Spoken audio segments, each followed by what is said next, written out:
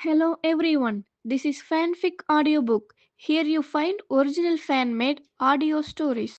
One Piece. Everyone's a great swordsman. Part 1. Zoro, cut him down. Tang Feng muttered to himself. The animation had reached the part where Zoro finished reciting his poem and was about to slash Pika when a small pop-up window suddenly appeared in the bottom right corner. Swordmaster cultivation system activated. Do you wish to travel to the Pirate King world? Closing this will default to selecting yes. Tang Feng glanced at it, and the mouse in his hand had already clicked the cross. I think I clicked something strange. Tang Feng realized belatedly. Then, a vortex suddenly appeared on the computer screen, sucking Tang Feng right in. Amidst the vortex, Tang Feng's miserable voice could be vaguely heard. No. Pirate King, East Blue, Logatown. In a deserted alley, a vortex appeared on the ground. Immediately after, Tang Feng was popped out from the vortex, which slowly disappeared. Clatter. Ouch, it hurts so much. Tang Feng landed face first, quickly getting up and touching his cheek. Aside from being covered in dust, he was completely unharmed all over. Fortunately, I am fine, and I am still as handsome as ever. Otherwise I would not be able to rely on my looks to make a living. Character panel function activated. Character summoning function activated. Sword forging function activated. Map navigation function activated. Automatic language translation function activated. All system functions have been activated. Please check. Host. System, is this time travel? It turns out the saying that handsome people have a high probability of time traveling is correct. Tang Feng thought after receiving the information in his mind. Tang Feng, 17 years old, just finished his second year of high school. Both parents had passed away, but he did not live in an orphanage. The inheritance left by his parents was enough for him to live peacefully for the rest of his life. Because his parents died early, he had been independent and self-reliant at a young age, and was good at thinking. Alright, I originally planned to do my winter vacation homework after watching a few exciting clips, but now look, I have been kidnapped by the system. I am not doing it anymore, and the teacher will definitely understand. Tang Feng thought with a mischievous sense of humor. System, open the character panel. Tang Feng thought in his mind. A panel appeared before Tang Feng's eyes. Name, Tang Feng. Physical fitness, 0 stars. Attack power, 0 stars. Weapon, none. Summoned character, none. The host is really a weakling, hurry up and get stronger, otherwise your kidneys will be cut out by pirates. Tang Feng's face turned dark, the panel was so pale it could match his fair face, but his hand still instinctively covered the position of his kidneys out of fear. System, why are my physical fitness and attack power 0? This standard is benchmarked against the Pirate King world. 1 star represents Marineford Commissioned Officer level combat power, 2 stars Field Officer level, 3 stars Commodore level, 4 stars Rear Admiral level, 5 stars Vice Admiral level, 6 stars Admiral level. No wonder there were no stars. Right now, he might not even be able to beat a Marine private. Introduce yourself and tell me what functions you have. As a Swordmaster cultivation system, my first main function is to summon various fictional characters, blade users or swordmasters, into the pirate world to help the host. That is not bad. How do I summon? I do not believe there are no conditions, otherwise I would be invincible right now. Yes, host. There is no free lunch in this world. If you want to summon, you need famous blades from the pirate world. The better the famous blade, the stronger the summoned character and the better their potential. Let alone famous blades, he did not even have a pocketknife right now. Tang Feng was instantly filled with resentment. Continue. The system's second function is sword forging. As long as there is enough sea stone, the system can forge swords for the host that surpass the supreme grade swords. Being a newcomer, he did not have a single thing to his name. Tang Feng gave up and decided to lie flat. Next. The third is the map navigation function.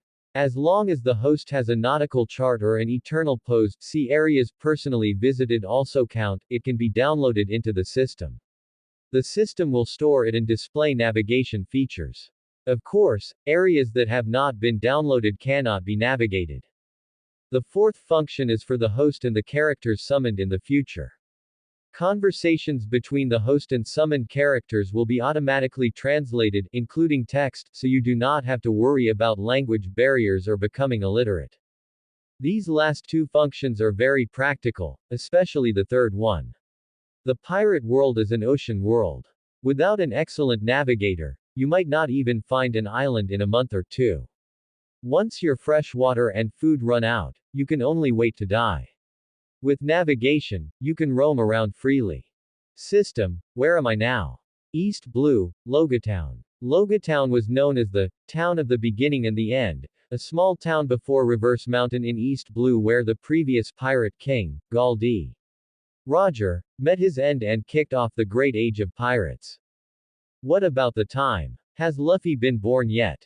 The current time point is Luffy's first day going out to sea. Great, I cannot even play the mastermind behind the scenes style. The tide of the plot has already begun, so time and tide wait for no one. I must set off as well, Tang Feng thought. If you ask why Tang Feng was so nervous. Because just thinking about the Fourth Ninja War in Naruto, they fought for hundreds of episodes, but in the end only 3 days actually passed. Would you believe it? After Luffy went to sea, the longest stretch of time was his 2 years of training. 2 years later, he fought the Shichibukai and the Four Emperors, speeding all the way.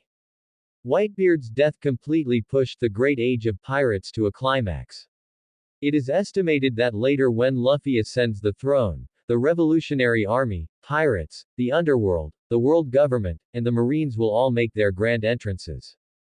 Forbidden weapons like Pluton, Poseidon, and Uranus would all make their appearances one after another. Against this backdrop of the era, even by hiding and playing it safe, one might still suffer a violent death from the fallout of powerful battles. If Tang Feng dared to slack off even a little bit, he would not even know how he died. Besides, having come to such a world, as a man, how could he not have the grand ambition that a real man born in troubled times should carry a 3-foot sword to achieve peerless feats? Right, system, does Luffy have a protagonist halo? Like the kind in novels where they can never die? No, this is a real world. That is not bad. In case I conflict with the protagonist, I will not directly be nerfed n times.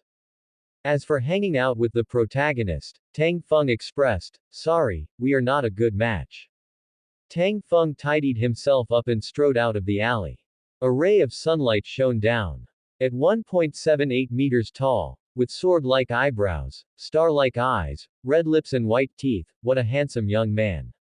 Wait, did I forget something? Tang Feng thought about it and hurriedly retreated back into the alley. System, where is my newbie gift pack? Does not the system usually come with a newbie gift pack? Ding! Congratulations to the host for passing the test. Newbie gift pack discovered, now distributing. Is that so? There is a test like this. You would not want to embezzle my gift pack, would you? Tang Feng had black lines hanging all over his head. The system is a righteous system and would not do such unrighteous things. I would have to be a ghost to believe you. You want famous blades, sea stone, and nautical charts are not easy to get either. You only want good stuff, and you do not even accept berries.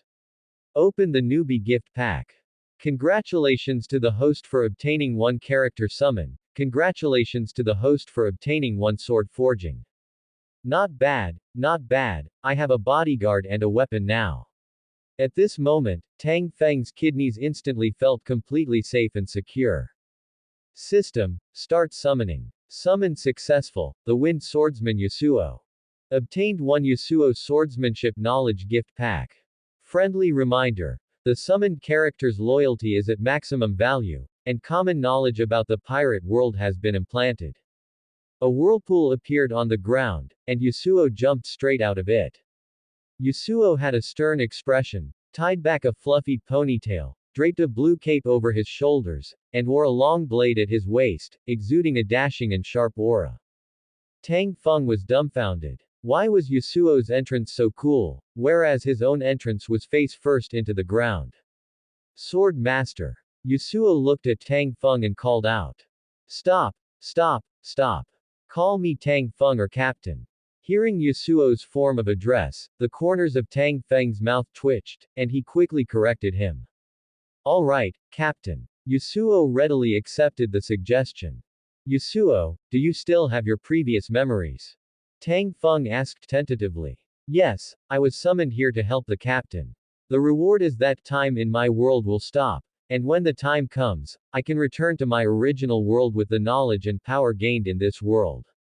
The price is to do my best to help the captain during this period. When is the time? I don't know. The summoning voice said that I will naturally know when the time comes. All right, Yasuo, wait here for a moment, Tang Feng replied. System, when is the time? Tang Feng thought to himself. You will naturally know when it arrives. TCH, playing God. System, why is there a Yasuo swordsmanship knowledge gift pack? Every time a character is summoned, all of that character's sword practice insights, killing swordsmanship, and other sword knowledge will be transmitted to the host in the form of memories. It is recommended that the host find a safe place to open the gift pack, as the transmission process will cause dizziness at best, and fainting at worst. That's fantastic, the side effects are not worth mentioning. Open Yasuo's character panel. Name: Yasuo. Physical fitness. Attack power. Weapon: Sheathless Blade Great Wazamano quality. Armament Hockey. Observation Hockey. A glance at Yasuo's panel showed nothing but stars, which was worlds apart from his own. System, what do the empty stars mean, and why does Yasuo know Armament Hockey and Observation Hockey? Host, taking Yasuo's attack power as an example, his attack power is 6 stars, reaching the Admiral level. The one empty star indicates that Yasuo's current attack power is at the Vice Admiral level. Friendly reminder. Attack power represents strength, swordsmanship, self-harm moves, armament hockey, etc., and is a manifestation of comprehensive combat capability. Why does this situation happen? This is due to the influence of the quality of the summoning item, named Blade. Skilled Wazamano basically suppress 2 stars, Great Wazamano suppress 1 star, and Supreme Wazamano can be summoned without defects, equivalent to the righteous system helping you get a Great Wazamano. Tang Feng selectively turned a deaf ear and ignored the last prompt. Then how do you fill the empty stars? The host can use a devil fruit to break the suppression. Taking Yasuo's attack power as an example, just 1 devil fruit is needed to fill it up and reach the Admiral level. Friendly reminder. Host, you can use devil fruits to star up and enhance your strength. I should have thought of it. Since you wanted named blades and sea stone, how could you not want the treasures of the sea? So you were waiting for me here. Tang Feng said with a look of utter poverty. What about hockey? This is a benefit for summoned characters. For example, at Yasuo's prime, both his physical fitness and attack power reached 6 stars, making him Admiral level. The armament hockey representing the physical body and the observation hockey representing the 5 senses had long met the standards. The system simply helped him convert his foundation into the power system of the pirate world. Friendly reminder. Physical fitness represents physical strength, recovery, sensitivity, neural response, etc., and is a manifestation of comprehensive physical quality. Physical fitness does not equal armament hockey. Armament hockey merely represents the strength of the energy triggered by the physical body. Neural response, for instance, has nothing to do with armament hockey, while observation hockey represents the extension of the 5 senses. Tang Feng was truly envious that hockey could be awakened without even training. Tang Feng secretly estimated in his heart. In other words, physical fitness and attack power represent the hardware, and the summoned character's hardware is suppressed by the quality of the named blade. Armament hockey and observation hockey are the software. No matter how good the hardware is, without software, you will be in big trouble when encountering Logia-type users. With Yasuo's current top-tier Vice Admiral combat power, in the first half of the Grand Line, as long as he doesn't provoke admirals, he can basically walk sideways.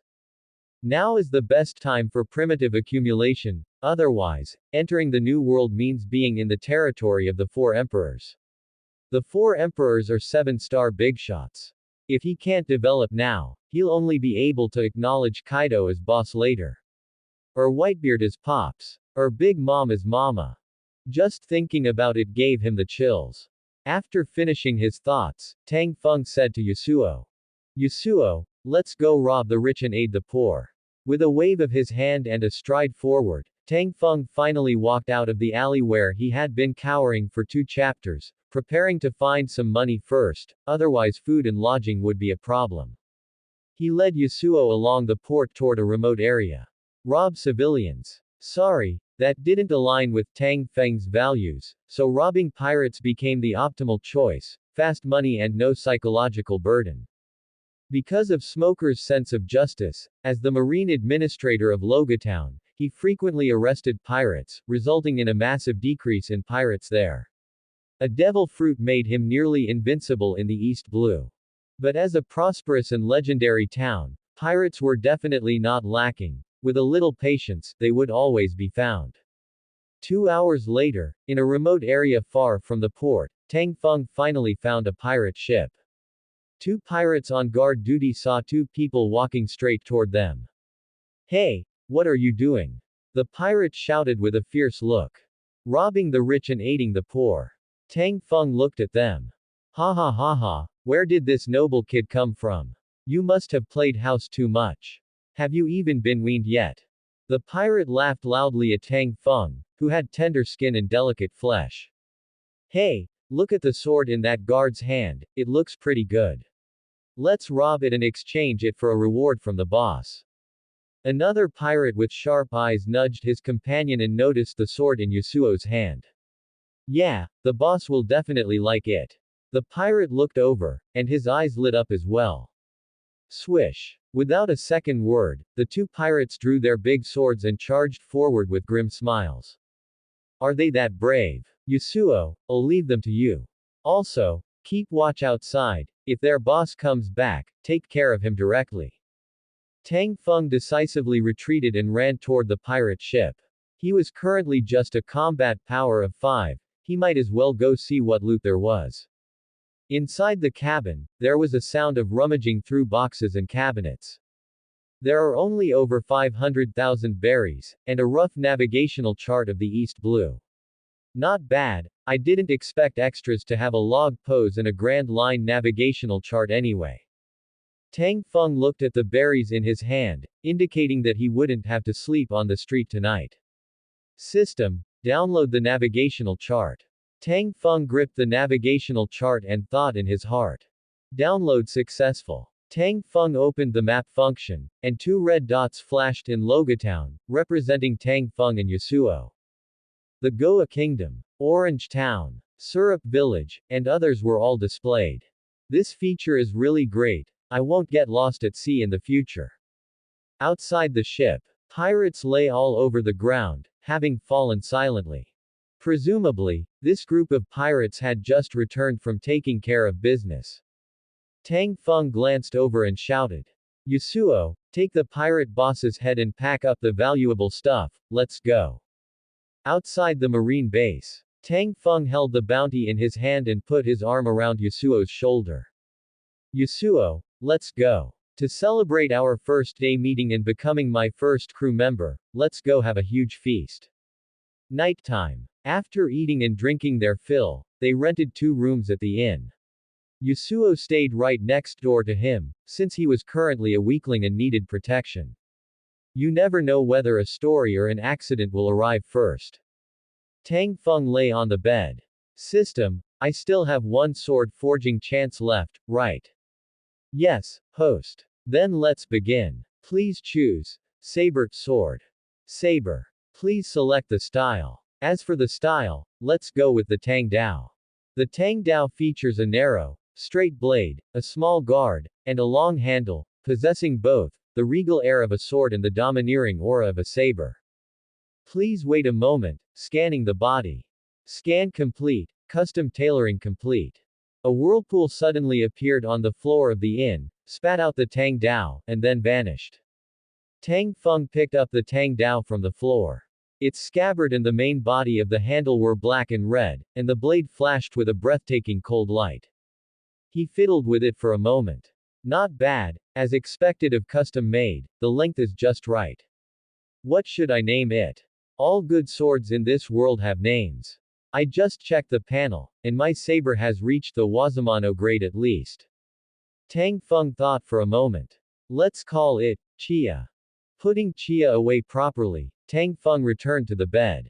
System, open Yasuo's swordsmanship knowledge pack. Congratulations on obtaining Yasuo's swordsmanship knowledge. Swordsmanship knowledge is being transmitted. Immediately after scene appeared in Tang Feng's mind.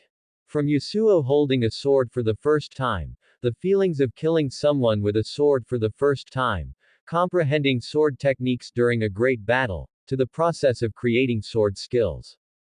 After the transmission ended, Tang Feng's eyes were bloodshot.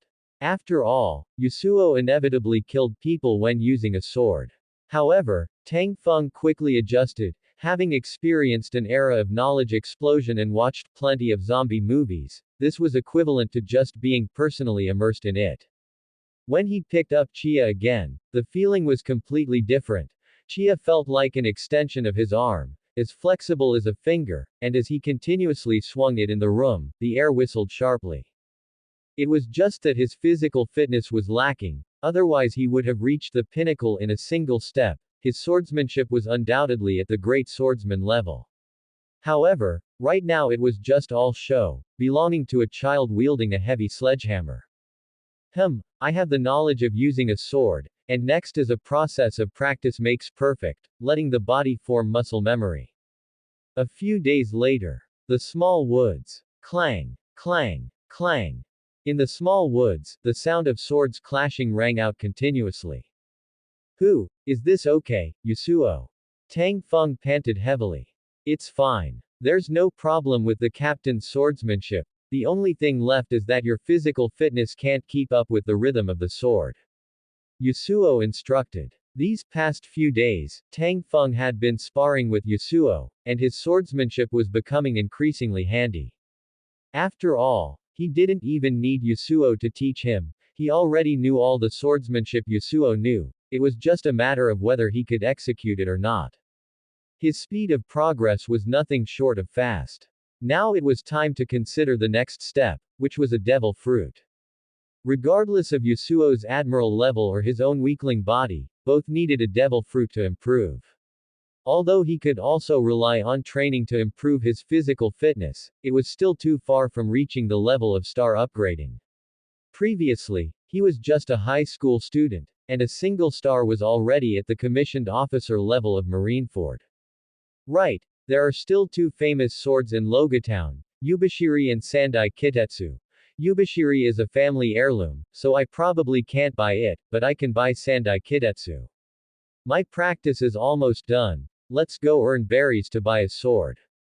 Asking Tang Feng to snatch a famous sword was something he couldn't do. Robbing pirates had zero pressure, but robbing civilians was out of the question, and he definitely wouldn't gamble his luck with the shopkeeper's arm. He, Tang Feng, would never be a gambling dog. A few days later. Then goodbye, Tang. The captain of the merchant ship shouted. Safe journey. Tang Feng waved his hand. He and Yasuo found a passing merchant ship in Logatown, flexed their muscles a bit to show that they could act as the ship's guards until reaching their destination, and the captain readily agreed to take them along. Is this the floating restaurant Barati? Yasuo, let's go taste some good food. Tang Feng smiled at Yasuo. Tang Feng had planned it out.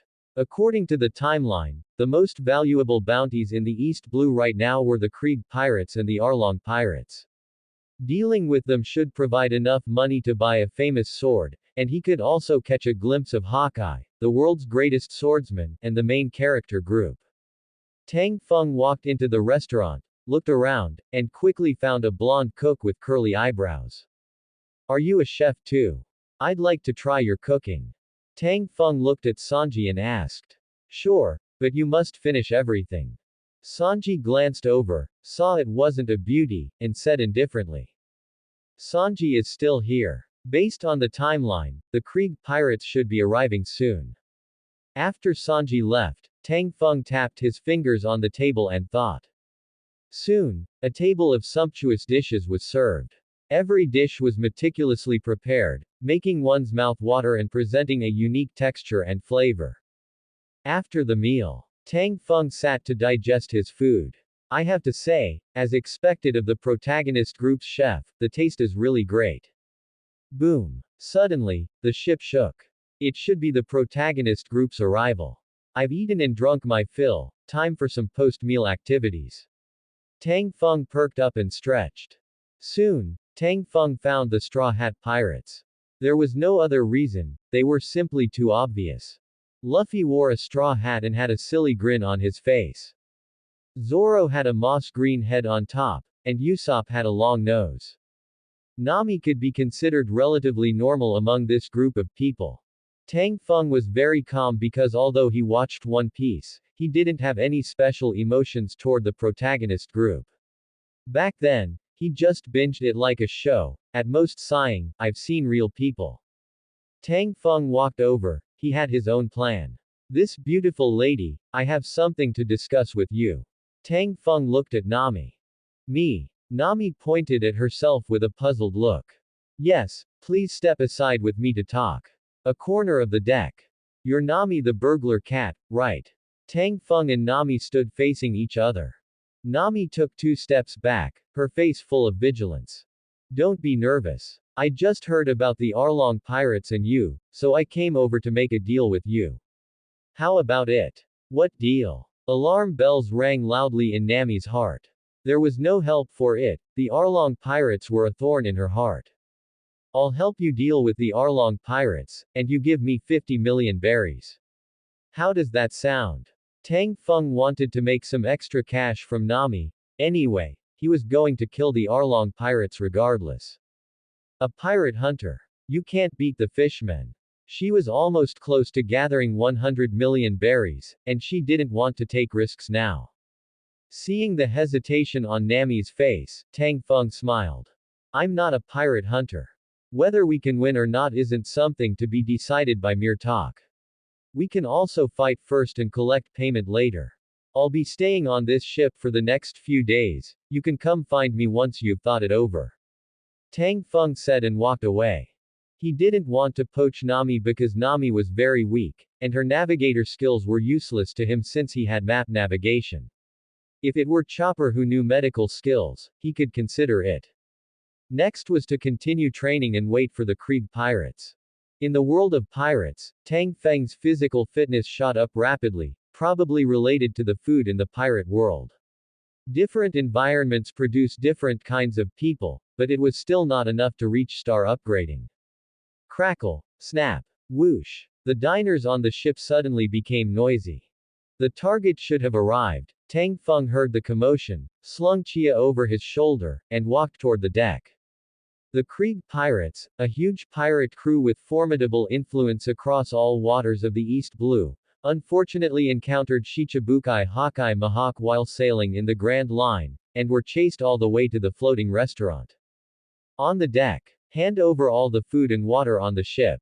Krieg stood in the middle, holding a saber. The crowd was panic-stricken. Tap, tap. Tang Feng stepped out from the crowd, drew Chia, and looked at Krieg. Krieg had light purple hair and a headband tied around his head. He wore a suit of golden armor, black boots, and a large cloak. Krieg, with a bounty of 17 million berries, your head will be collected by our hunting squad. Tang Feng couldn't be bothered to talk nonsense with a dead man, and charged toward Krieg. This was his first battle where bloodshed was inevitable. Whose blood would be shed depended on strength. Where did this wild brat come from? All of you, go get him and hack him to death. Finding himself looked down upon, Krieg felt suffocated and said with a ferocious expression. The crew members of the Krieg pirates clamored and raised their long sabers. Stepping slash. A gust of wind blew past. The air suddenly fell silent, you could hear a pin drop. When Tang Feng charged, it whipped up another gust of wind that blew past. Thud. Krieg's subordinates fell down silently in a whole batch, just like harvested wheat. How could we let you disturb the captain's battle? Yasuo stood to the side, slowly sheathing his sword. Hiss. There was a chorus of sharp intakes of breath on the deck. Are you kidding me? That's the Krieg pirates, and they're just gone like that. A diner looked at the patch of fallen pirates before him. So strong, Nami muttered to herself as she looked at this scene. Such a fast blade, I didn't see how it was drawn at all. Zoro gripped Wado Ikimonji tightly with both hands. Meanwhile, Tang Feng and Krieg engaged in combat. Clang, clang, clang. Sparks flew everywhere as Tang Feng continuously moved around, leaving trace after trace of marks on Krieg's golden armor. Although his physical fitness couldn't match Krieg's, relying on his ridiculously high-level swordsmanship, he had completely suppressed Krieg. Winning was merely a matter of time. Whoosh! You hateful savage brat, taste my grand battle spear. Krieg roared. Right now, he couldn't care about his subordinates anymore. He was tightly suppressed by Tang Feng and could only make a desperate gamble. Opening. A sharp glint flashed in Tang Feng's eyes. His vision was not low at all now. Having received Yasuo's swordsmanship knowledge, he was already battle-hardened in thought. Swish. Chia flashed past, and a head bearing an expression of astonishment rolled down. Idiot, without armament hockey and lacking in combat skills, you still make such exaggerated movements looking like you're unleashing an ultimate move. Aren't you just serving yourself up to me on a silver platter? Tang Feng looked at Krieg's headless corpse. If Krieg had fought a bit more cowardly, relying on the various equipment on his body, he could have fought with him for a while longer. This guy is also amazing.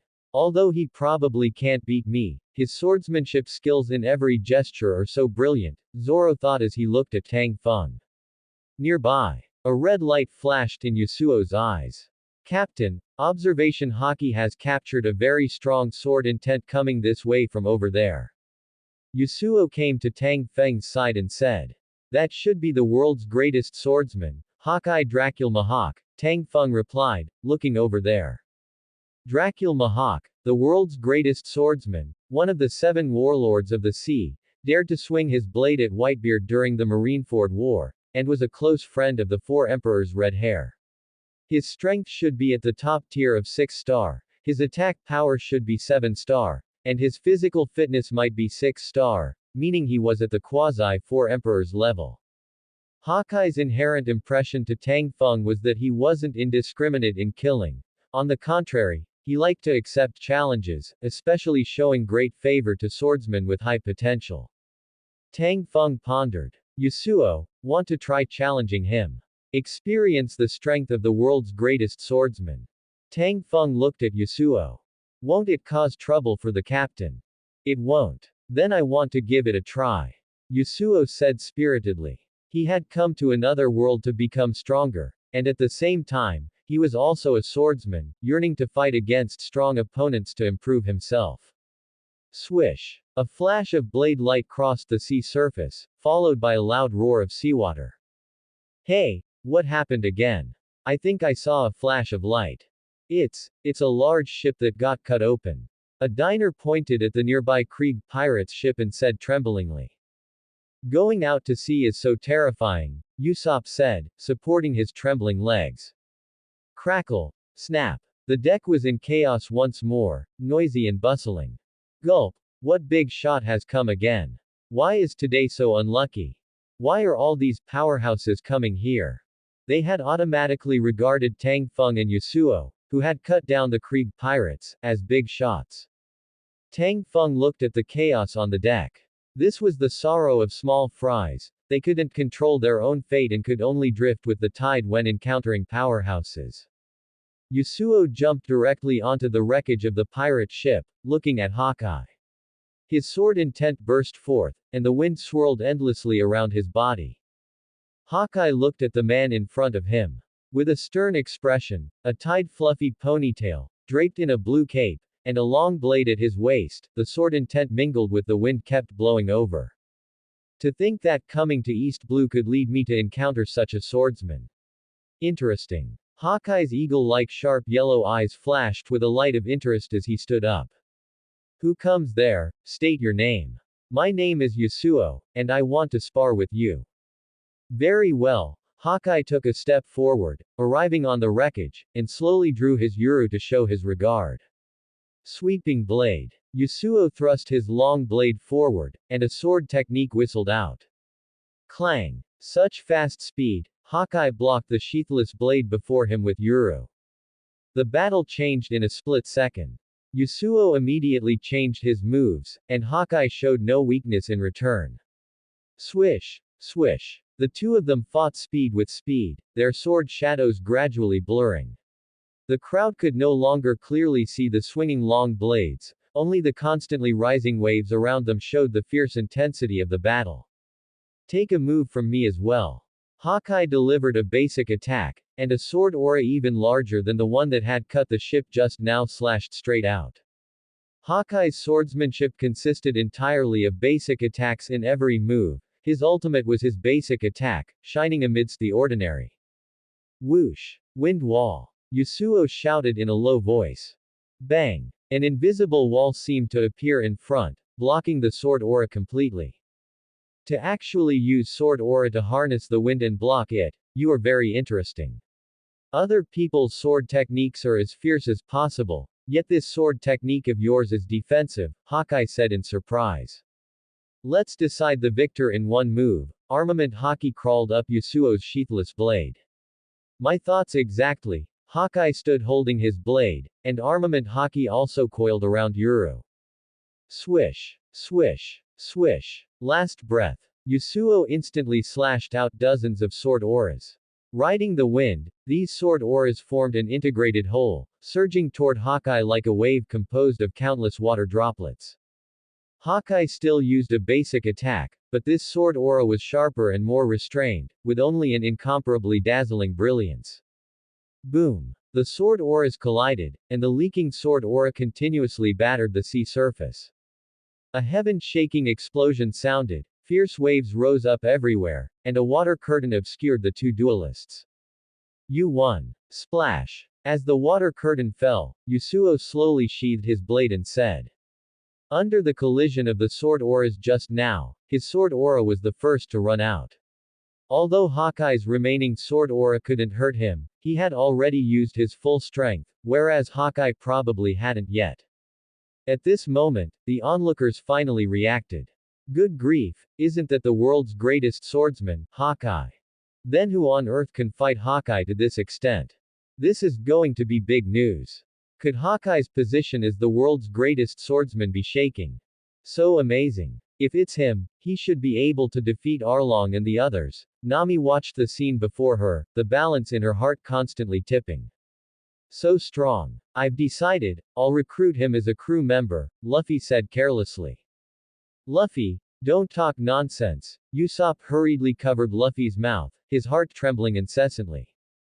On the ship wreckage. You are a very good swordsman. I hope to see a stronger you next time we meet. Hawkeye waved his hand and prepared to leave. Wait a minute, I want to challenge you. Zoro still stepped out, looking at Hawkeye. Oh. After watching a battle like this, you still don't understand the gap. You still want to challenge me, young man. Hawkeye's sharp eyes stared fixedly at Zoro. Does that matter? I made a promise with someone before that I must become the world's greatest swordsman, Zoro said firmly. Had Zoro not seen the gap? He had seen it, but he wanted to measure the distance between them with his own hands. Interesting, truly too interesting. To think that coming to East Blue could allow me to encounter two such swordsmen. Hawkeye couldn't help laughing out loud, slowly pulling out the small knife hanging around his neck. Next, it didn't differ much from the development in the original work. Hawkeye made Zoro realize the vastness of the world. Tang Feng silently watched Hawkeye leave. He didn't go up to challenge him, he certainly didn't want to look for abuse. There are many paths, but they ultimately lead to the same destination. He believed that before long, Chia would also resound throughout the world. Captain, I lost. Yasuo's voice sounded nearby. It's fine. You were just suppressed, finding a devil fruit will do. Tang Feng didn't care about the win or loss right now, and he believed Yasuo didn't care about this temporary victory or defeat either. At this moment, a weak voice sounded from behind Tang Feng. Turning his head to look, he found that the person who came was Nami. Turns out it's Nami. Have you thought it through? Tang Feng asked. Can 50 million berries really drive away the Arlong pirates? Nami looked at Tang Feng expectantly. What kind of person Arlong was, she knew very well. But there was no help for it, since she couldn't beat him, she could only hold onto a stroke of wishful thinking and believe. But now, there was a better choice. No problem at all, Tang Feng said with full confidence. Then I'll leave it to you. Nami gave a deep bow. Then let's set sail. Do you need to say goodbye to anyone? Tang Feng packed away Krieg's head. Wait for me a moment. Tang Feng watched Nami head toward Luffy and his crew. Even if the Straw Hat were stripped of their protagonist halo in reality, it couldn't be denied that their talent was definitely among the very best.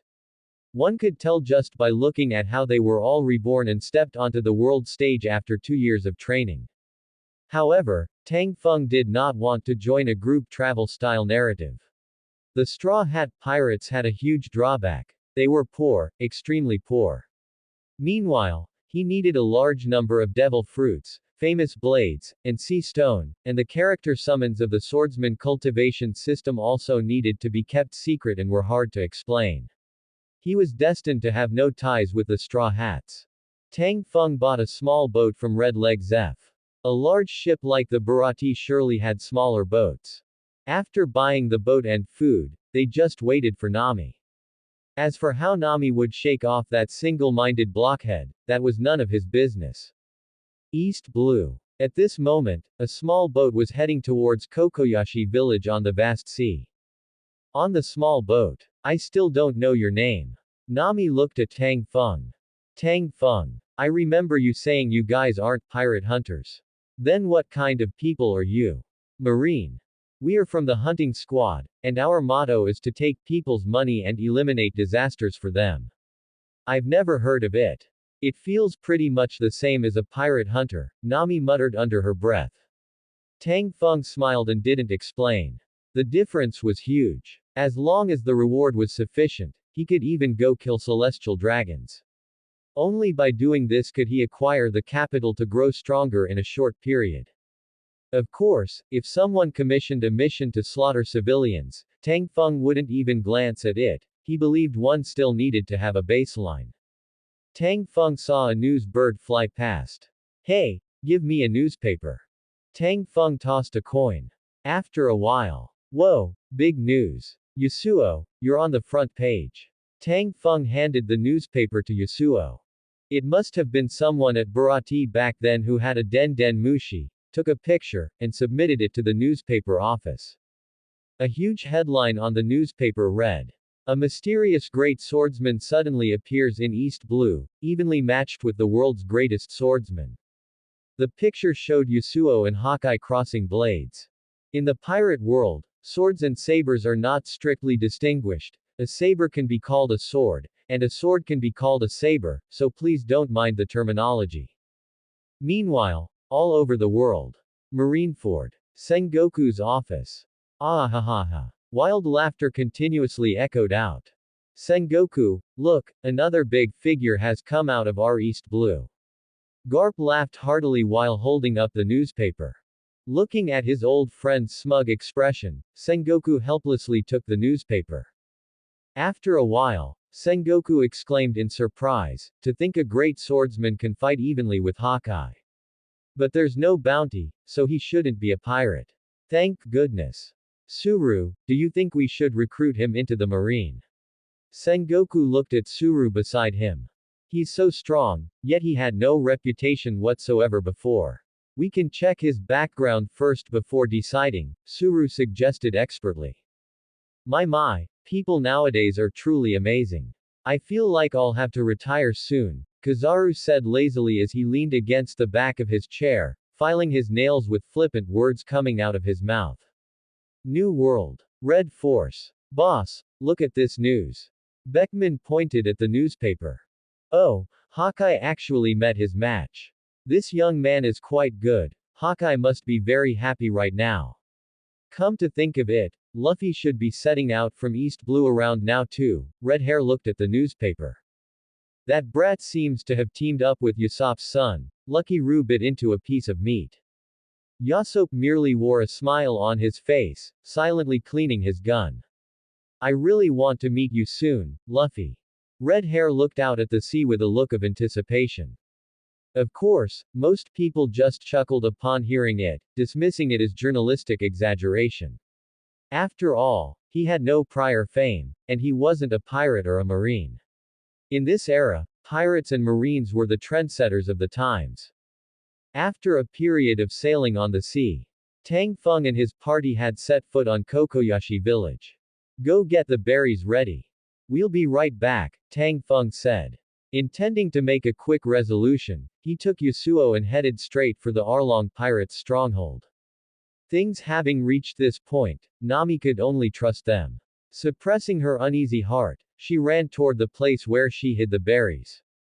The Arlong pirates were composed of fishmen who had left the Grand Line, characterized by their greed, cruelty, and obsession with money. Fishmen were a new race combining the traits of fish and humans, possessing strength greater than ordinary humans, and their combat power doubled when fighting in water. Arlong's stronghold. Halt, humans. You don't seem to be people from this village, right? Two fishmen at the entrance glared fiercely at Tang Feng and Yasuo as they walked over. Swish. Chia unsheathed, directly slitting the throats of the two fishmen. Tang Feng couldn't be bothered to talk nonsense with two fish scum, they were going to die anyway. Huck! Huck! The two fishmen clutched their necks as blood gushed out uncontrollably, their eyes wide open. Until their deaths, they couldn't believe a human would dare to directly attack and kill them.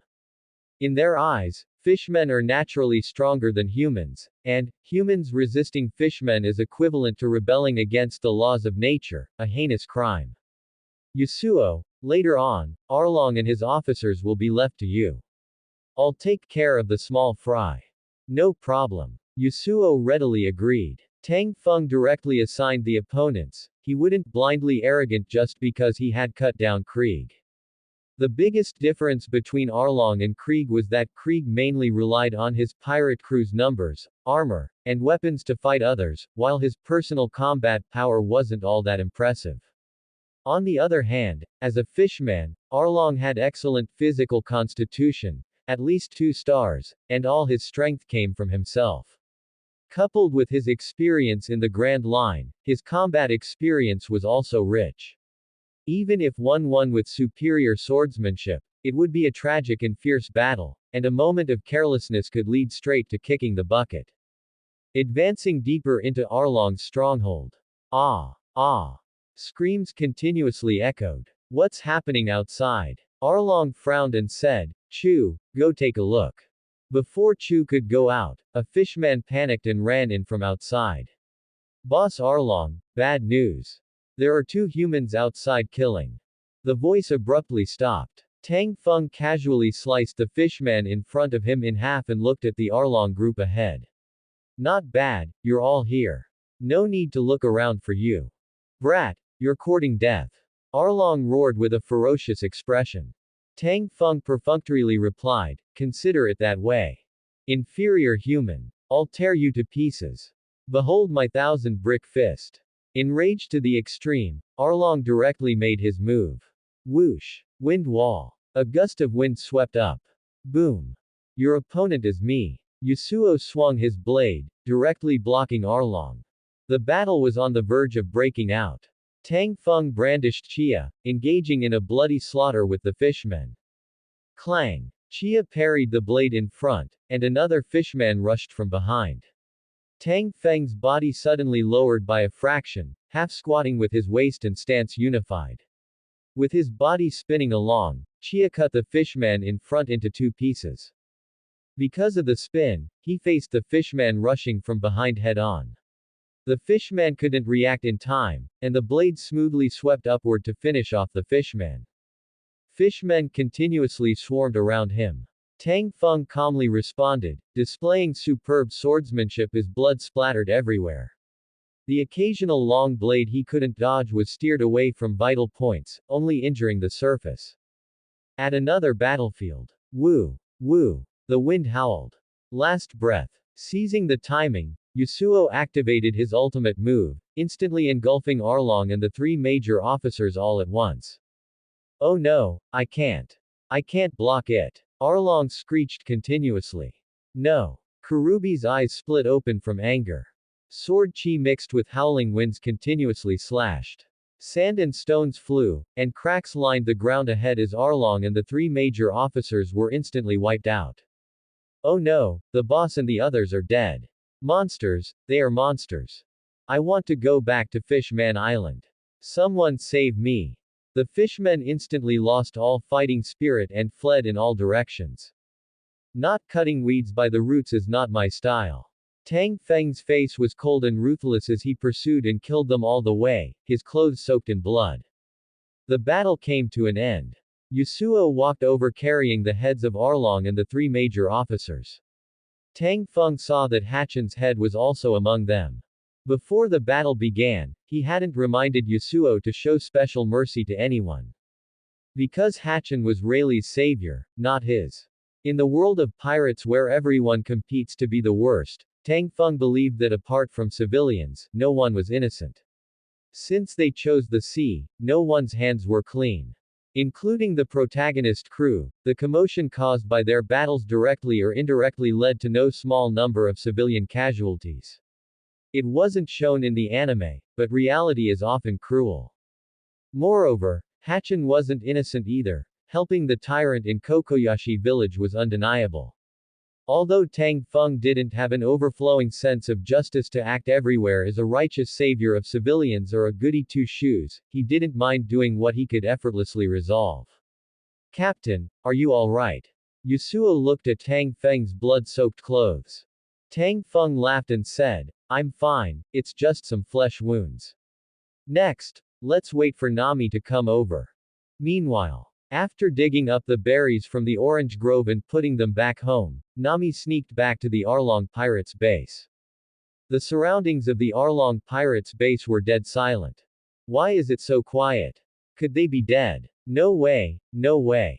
That guy named Yasuo is so powerful. What if they are dead? Then I must deny knowing them to the death, or it will implicate the villagers. Nami felt extremely anxious inside. When Nami cautiously sneaked into the Arlong pirates' base. All along the way, the fishmen who usually brandished their power in front of the villagers were now all lying in pools of blood, causing Nami's uneasy heart to gradually grow fervent. Her steps gradually grew hurried. When she found Tang Feng and the others, she discovered that corpses surrounded them everywhere, the ground was shattered, and the man named Yasuo was still holding Arlong's bloody head in his hand. She was instantly stunned, covering her mouth, staring with wide eyes and hot tears in her eyes, as if the grievances she had suffered for many years were about to gush out in the next second.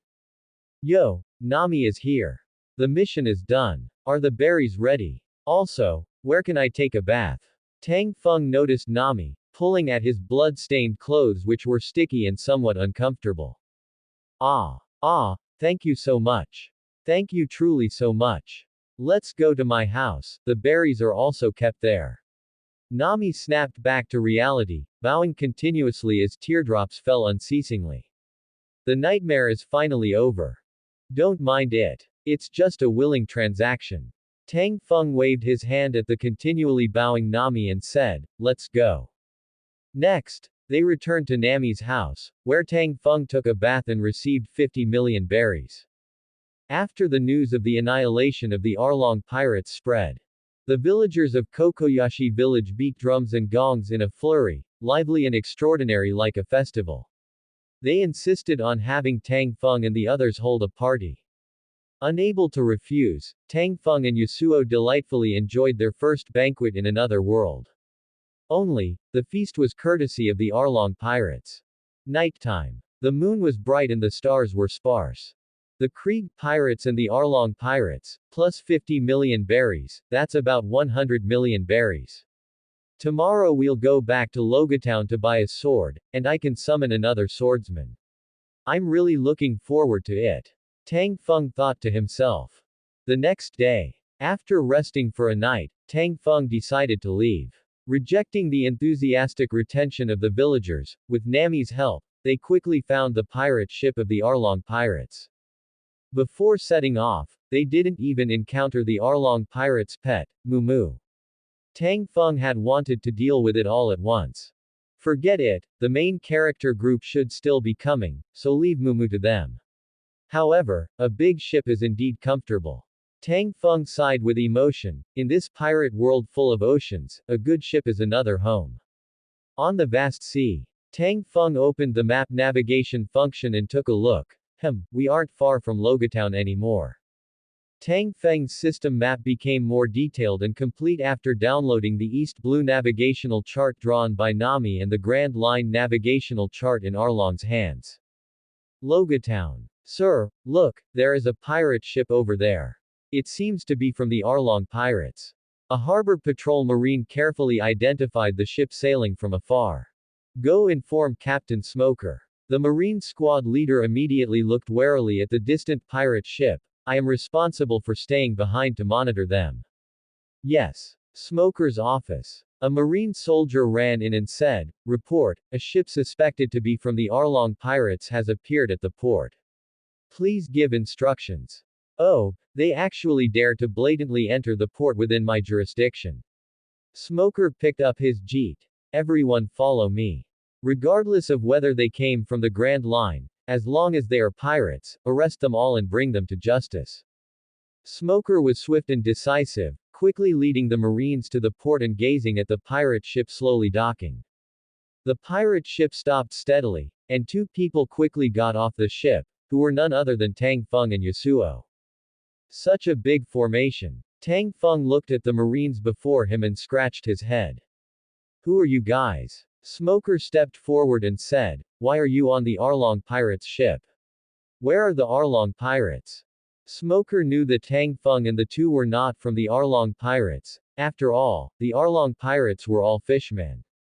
Tang Feng recognized Smoker. After all, people in pirates were all very distinctive. The Arlong pirates are right there, along with the Krieg pirates. I originally planned to go to the marine base to collect the bounty, but now I'll hand them over to you.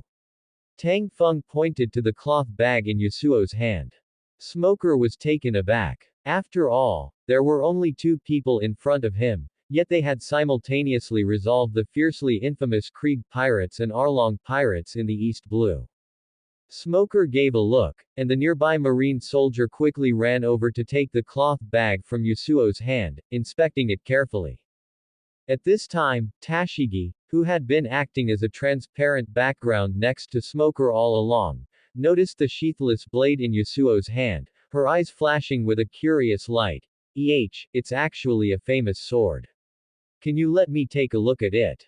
Although Tashigi couldn't recognize what the famous sword sheathless blade was called, as a sword fanatic, she could still judge the quality of the sword. No. Yasuo coldly refused. How could a swordsman casually hand his sword over to someone he wasn't familiar with? Hearing Tashigi's words, Smoker took a serious look at Yasuo. A piece of news quickly surfaced in his mind. It's actually him, the great swordsman who could fight with Hawkeye.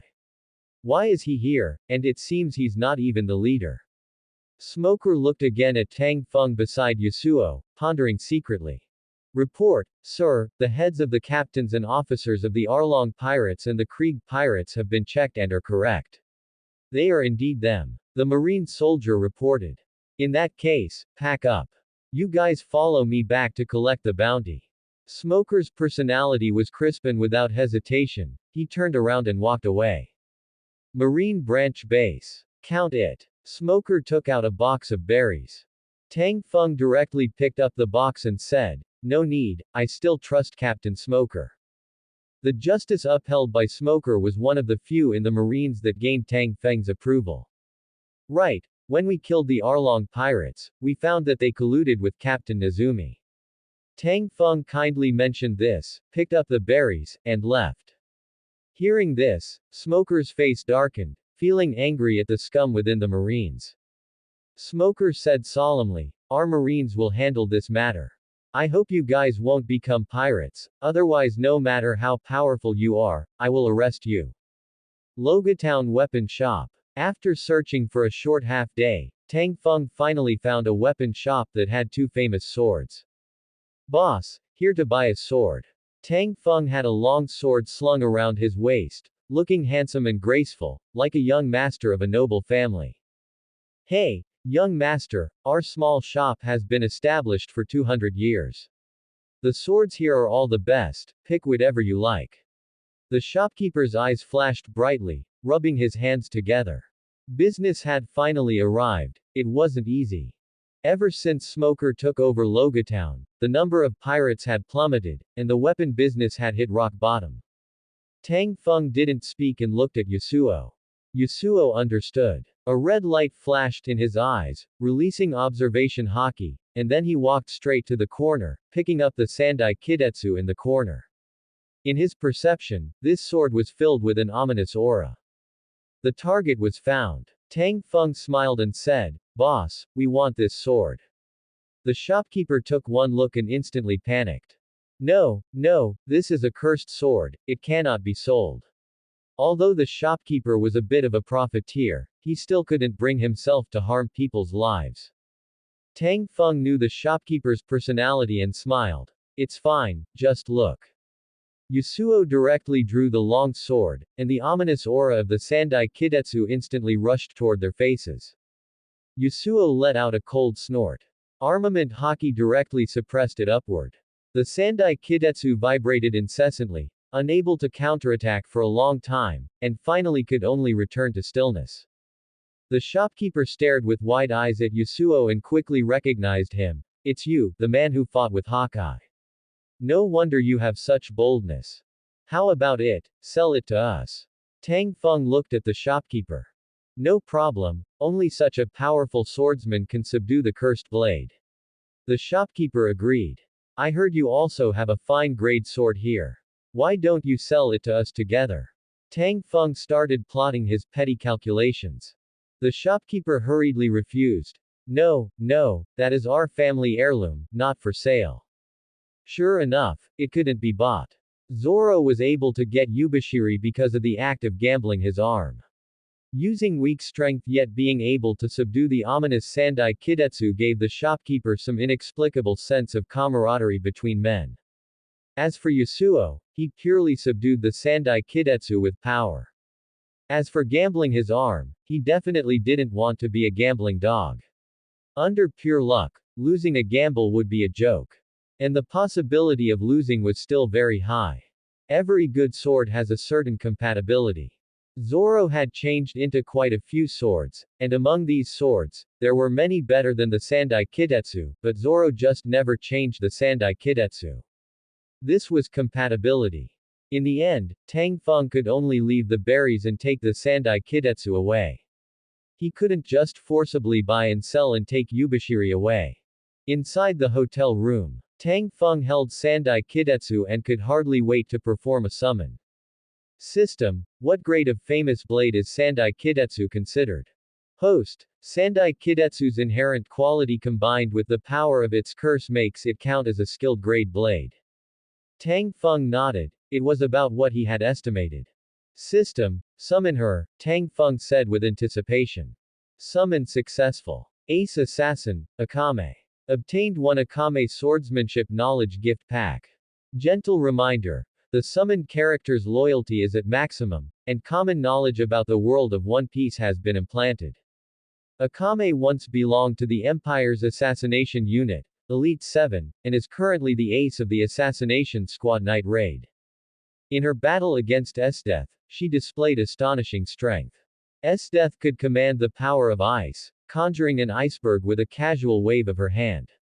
She also had the time-freezing ultimate move Mahapadma, which was easily superior to Aokiji's Ice Fruit abilities.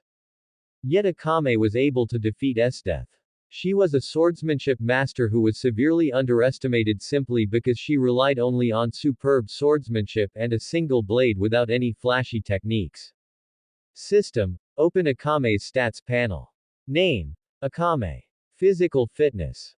Attack power. Weapon. One-cut killer. Murasama, great grade blade quality. Armament hockey. Observation hockey. Tisk. Akame's stats are severely lopsided. That makes sense, though, physical bodies in Akame's world are generally not very strong. When Akame was at her peak, her physical fitness reached 5 stars, which probably mostly came from bodily flexibility and neurological reflexes. As for observation hockey, given how frequently she could dodge Esdeath's large-scale AoE damage, her 5 senses couldn't possibly be low, Tang Feng thought to himself. Tang Feng looked at the somewhat cute and dazed young girl before him and smiled. Hello, Akame. Welcome to this world. You can call me Tang Feng or Captain, whichever you prefer. Akame replied, understood, Captain. Akame, can your one-cut killer, Murasama still kill with a single strike in this world? Tang Feng asked curiously. Summoned characters were implanted with common knowledge of the world of One Piece upon being summoned. Akame thought for a moment and said, probably not. According to my memories, the people in this world have very high physical fitness and can also use armament hockey, making it difficult to kill them with a single strike. However, if I chop them a few more times, it should work. Tang Feng nodded. In other words, one-cut killer, Murasama came with a built-in poison attack debuff.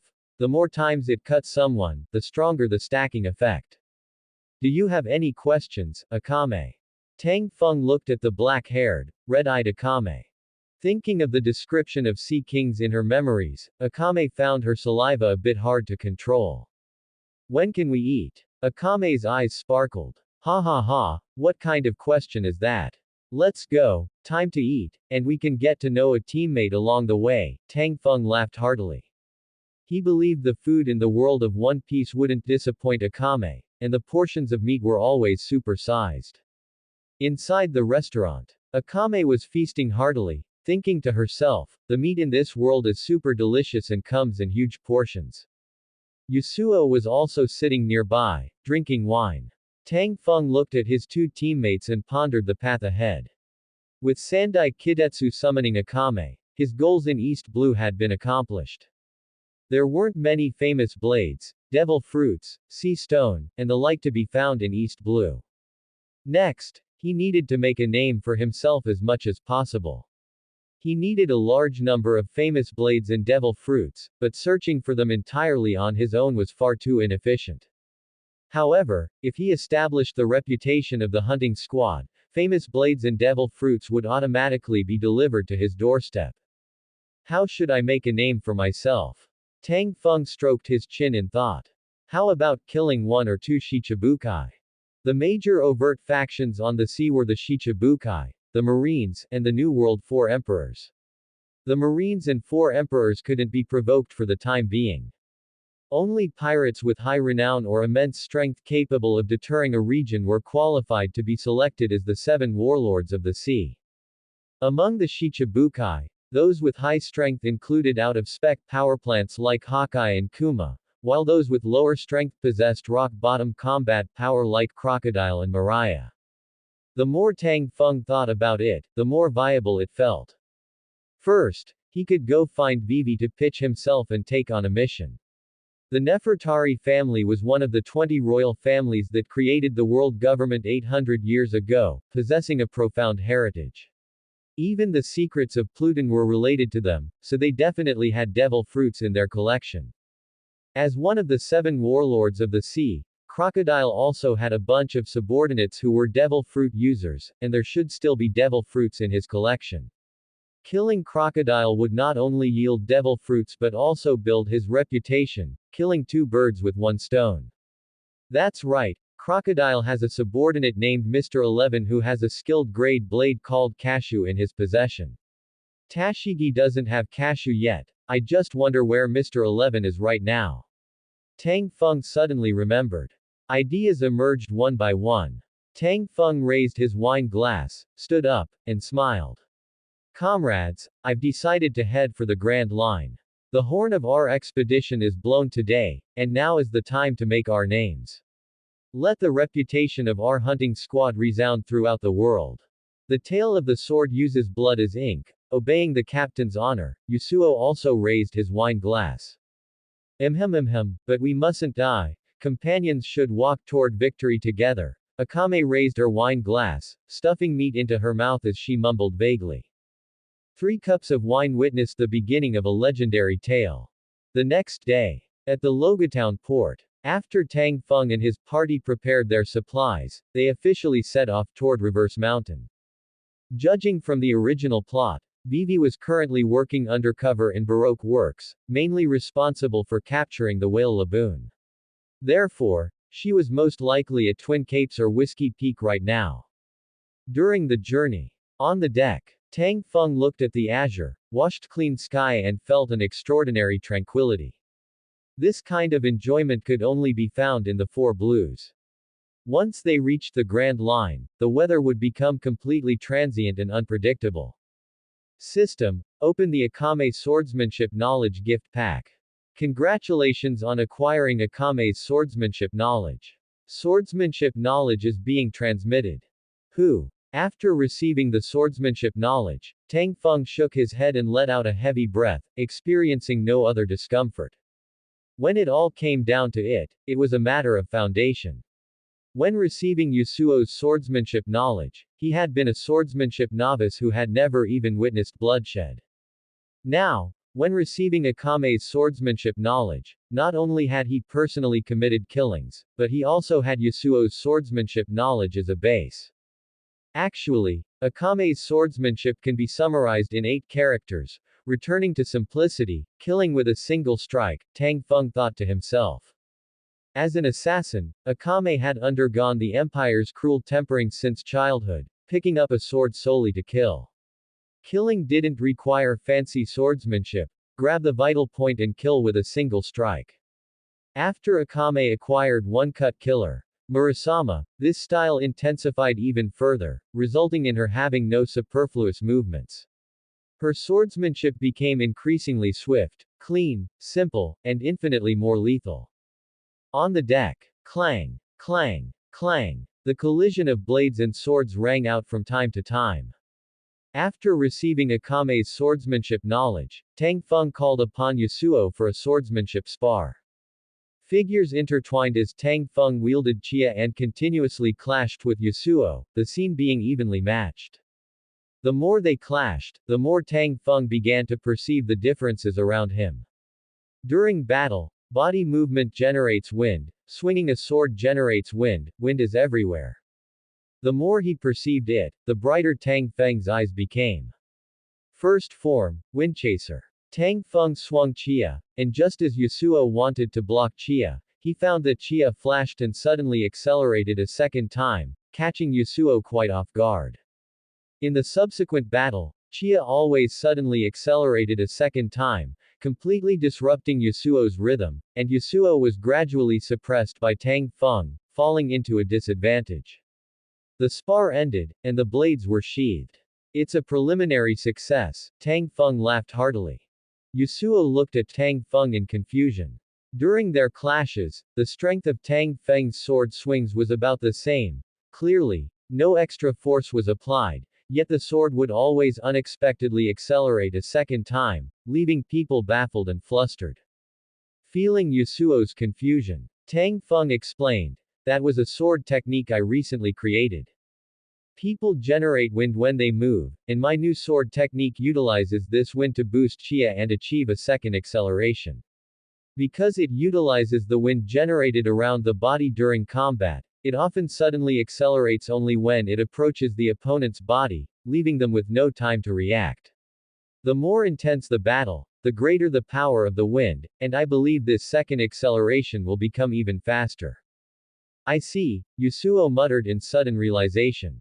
He usually used his sword to command the wind, mostly commanding the stray wind of the outside world. He let the wind mingle with his sword chi to enhance its power, such as last breath and wind wall. And utilizing the wind instantly generated during combat was more powerful, explosive, and uncontrollable. Although the quantity was small, the quality was great, and Yasuo admitted he couldn't do it yet.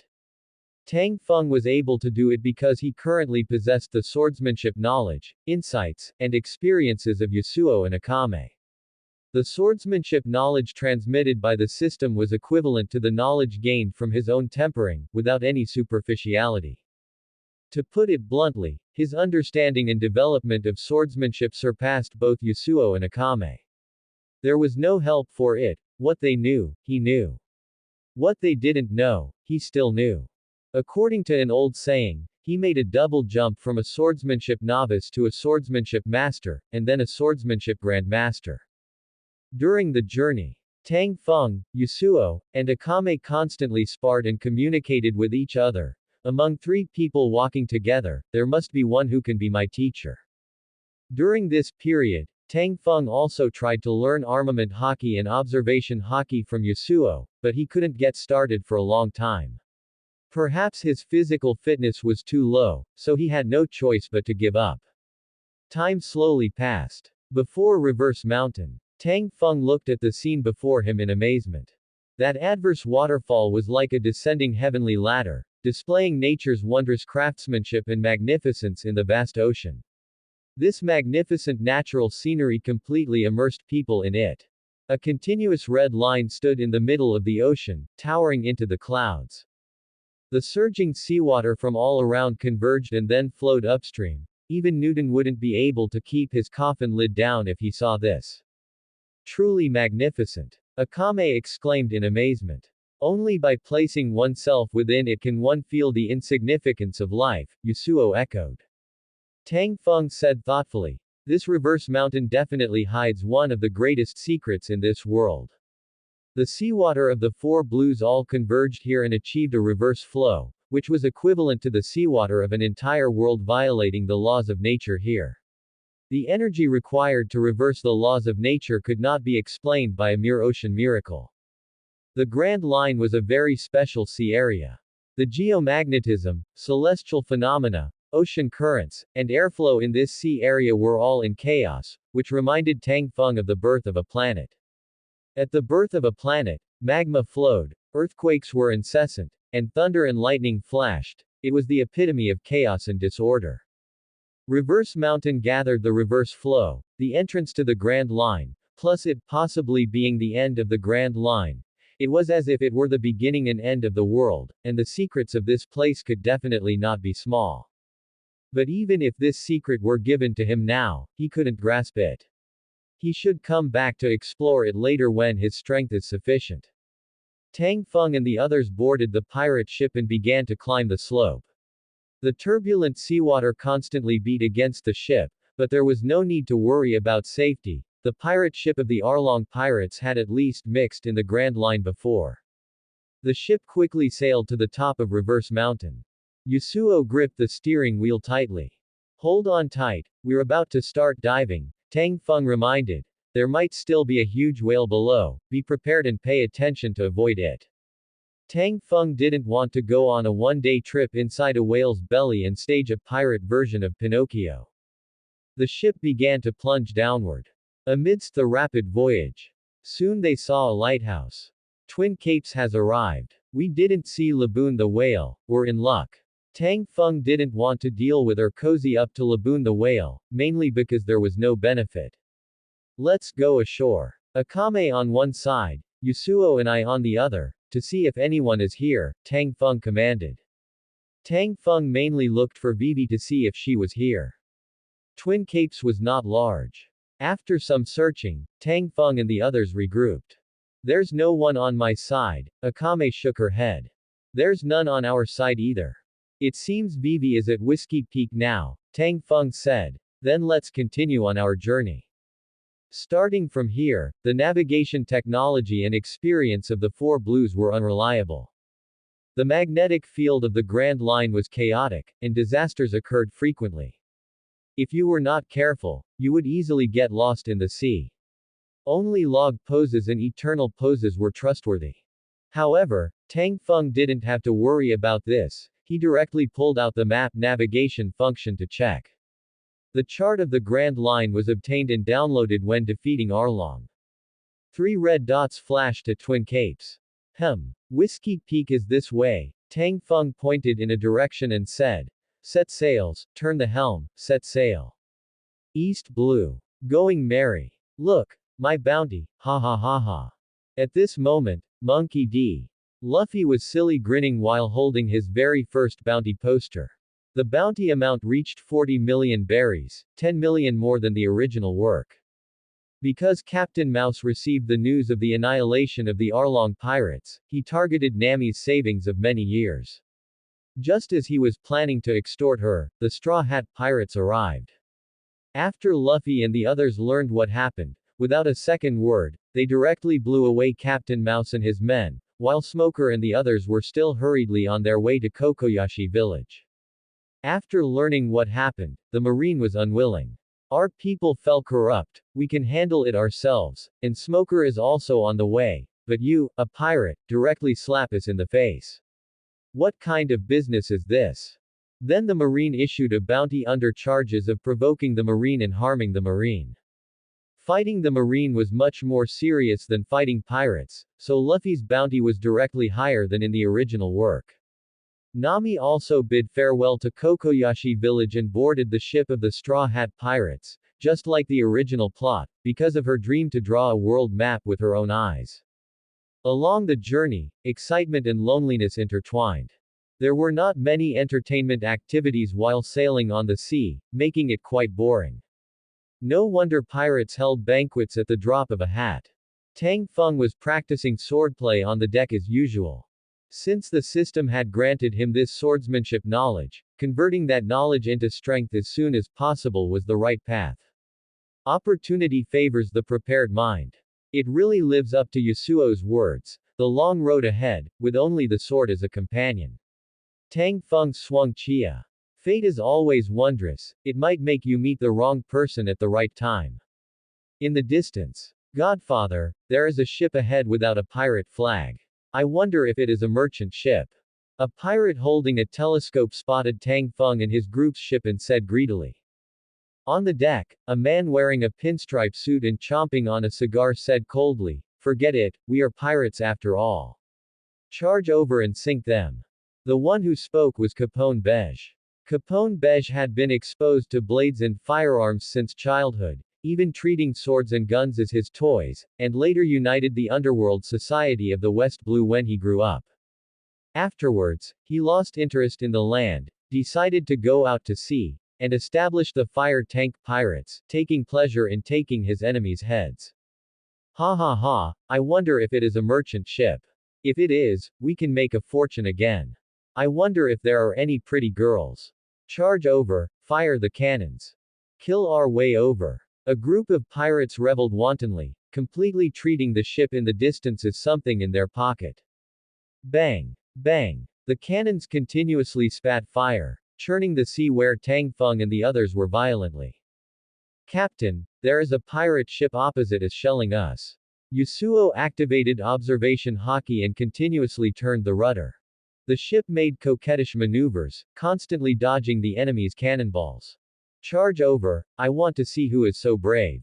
On Tang Feng's ship, Yasuo's current combat power was at the Marineford Vice Admiral level, and even the top-tier kind among Vice Admirals. After all, not every Marineford Vice Admiral possessed armament haki and observation haki.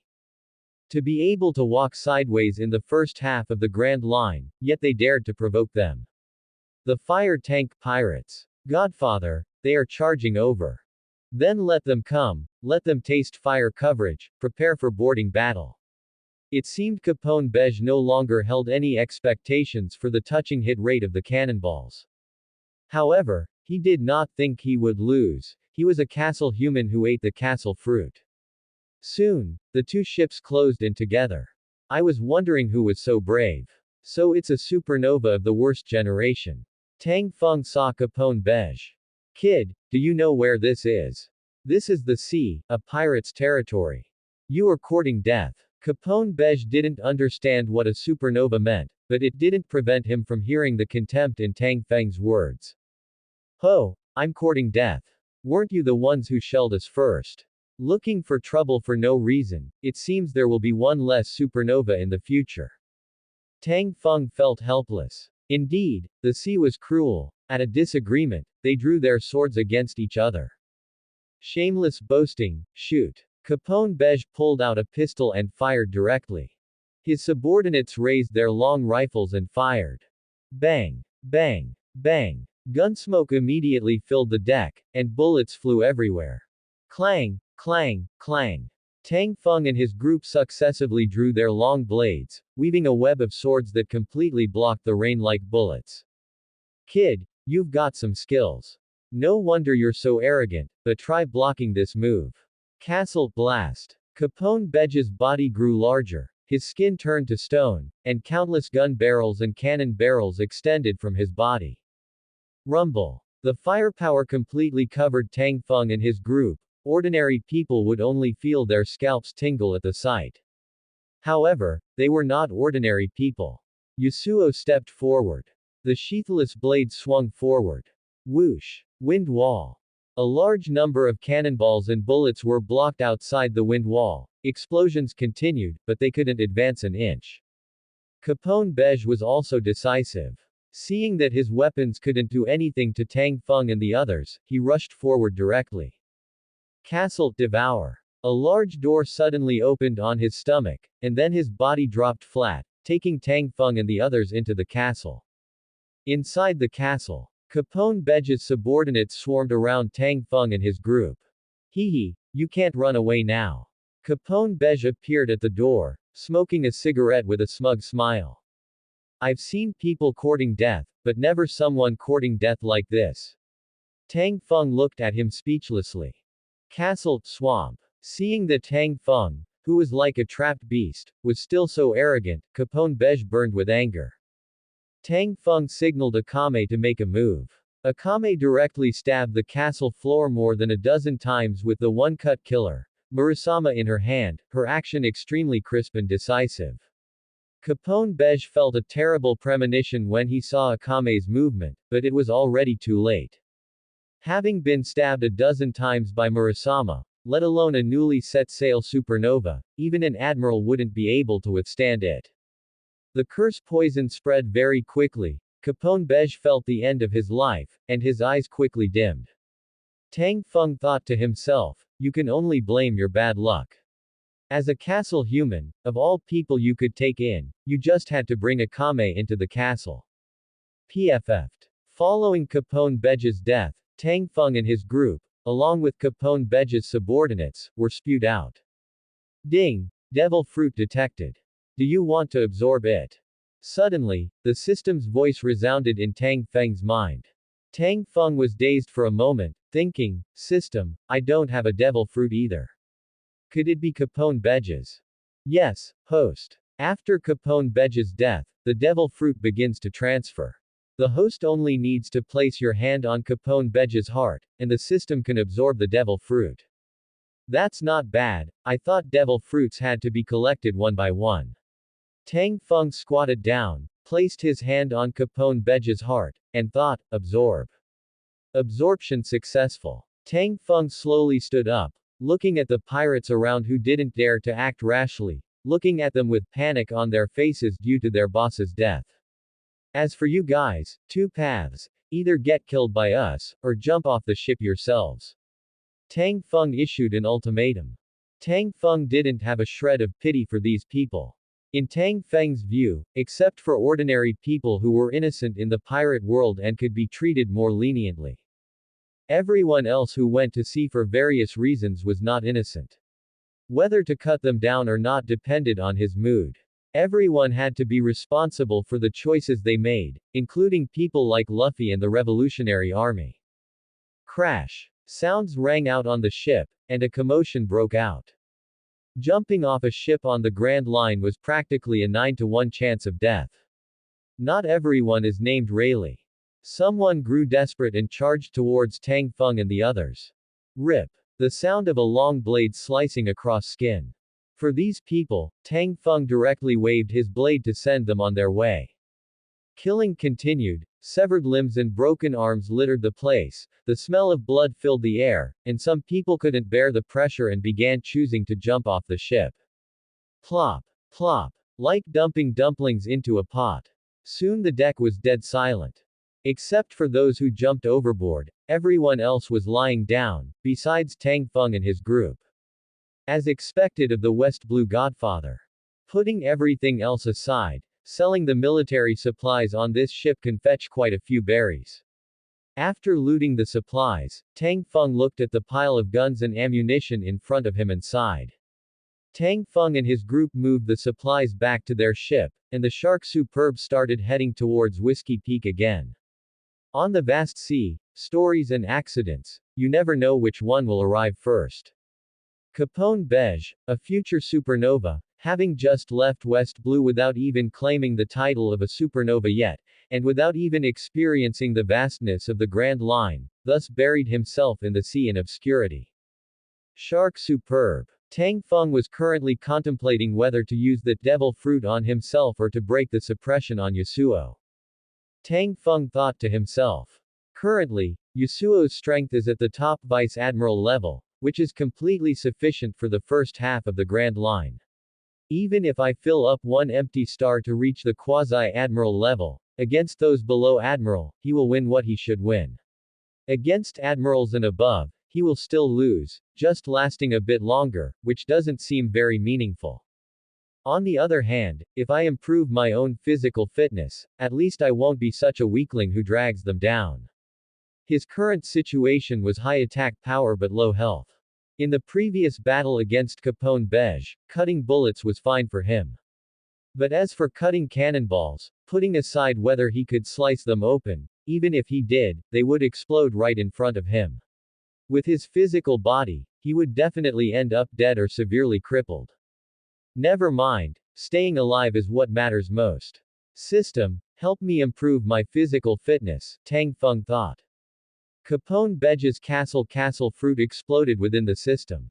Soon, a warm current flowed through Tang Feng's entire body.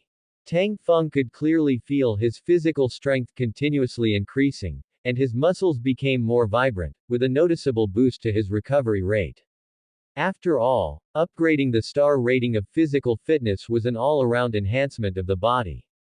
Ding! Upgrade successful. It's already done. My body is bursting with power. This feels amazing. Tang Feng clenched his fists, feeling invigorated. System, open the character panel. Tang Feng thought. Name, Tang Feng. Physical fitness. Attack power. Weapon, Chia fine grade quality. Summoned characters, Yasuo, Akame. Not bad, not bad. One devil fruit upgraded me by 4 stars, it's quite worth it. Host, stop dreaming. One devil fruit can only upgrade 1 star. Upgrading to the 2nd star requires 2 devil fruits, the 3rd star requires 3, and so on. Tang Feng was dumbfounded. Then what's going on with my stats? The host's case is a special situation.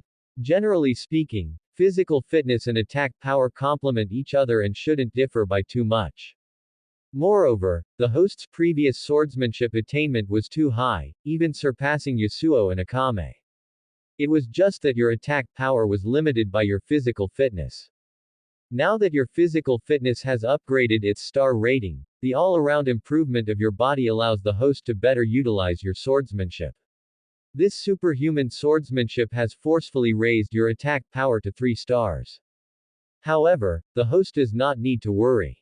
The host's current swordsmanship accumulation has been exhausted. In the future, when your physical fitness upgrades its star rating, although it will still drive up your attack power, it won't reach such an exaggerated level as gaining 3 stars at once. Unless the host summons 5 or 6 swordsmen at once, acquiring their swordsmanship insights and experience. With such a massive accumulation, you might be able to achieve it again. Don't need to worry. Hey, I feel like I'm being mocked by you. Then if Yasuo wants to reach the Emperor level, wouldn't he need 14 devil fruits? Tang Feng's mouth twitched as he thought of that number.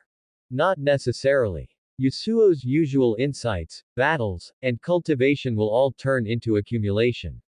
Breaking through to the Emperor level might require 2 or 3 fewer devil fruits. How much it is reduced depends on the summoned character's level of effort and their own potential. Since empty stars are the result of suppression, Breaking the suppression only requires one devil fruit per empty star, with no need for stacking. Tang Feng looked expectant as he thought, then if I cultivate hard, can I also reduce the number of devil fruits needed to upgrade stars? Host, it is important to have self-awareness. You couldn't even reach the first star of physical fitness on your own, so don't even think about the ones after that. The reason you felt your physical fitness was constantly rising during your own training was simply because you were far too weak before transmigrating. Tang Feng's face was covered in dark lines. Can you speak nicely? At any rate, I still relied on my swordsmanship to raise my attack power to 3 stars.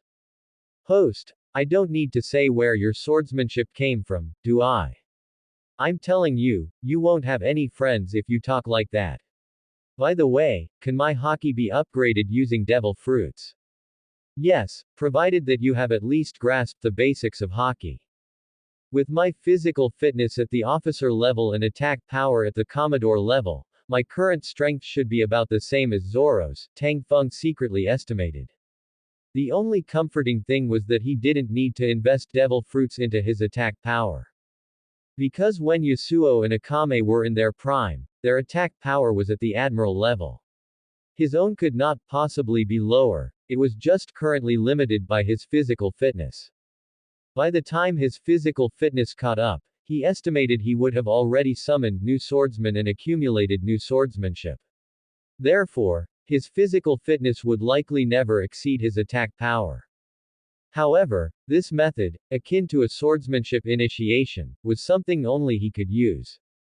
Tang Feng sighed. The road to becoming stronger was indeed long and arduous. Whiskey Peak. On the surface, Whiskey Peak was a town that welcomed pirates, but in reality, it was a gathering place for bounty hunters, as well as the territory of Baroque works. Whiskey Peak Harbor. The ship slowly docked. After sailing for some time, Tang Feng's group finally arrived at Whiskey Peak. Tang Feng thought to himself, speaking of which, Crocodile is probably the most dutiful Shichibukai. Who knows how many rookie pirates this town stops every year. Looking at the other Shichibukai, Hawkeye and Kuma were lone wolves. Jinbei did nothing, the Empress and Mariah isolated themselves in their own territories, and Doflamingo was stirring up trouble in the New World.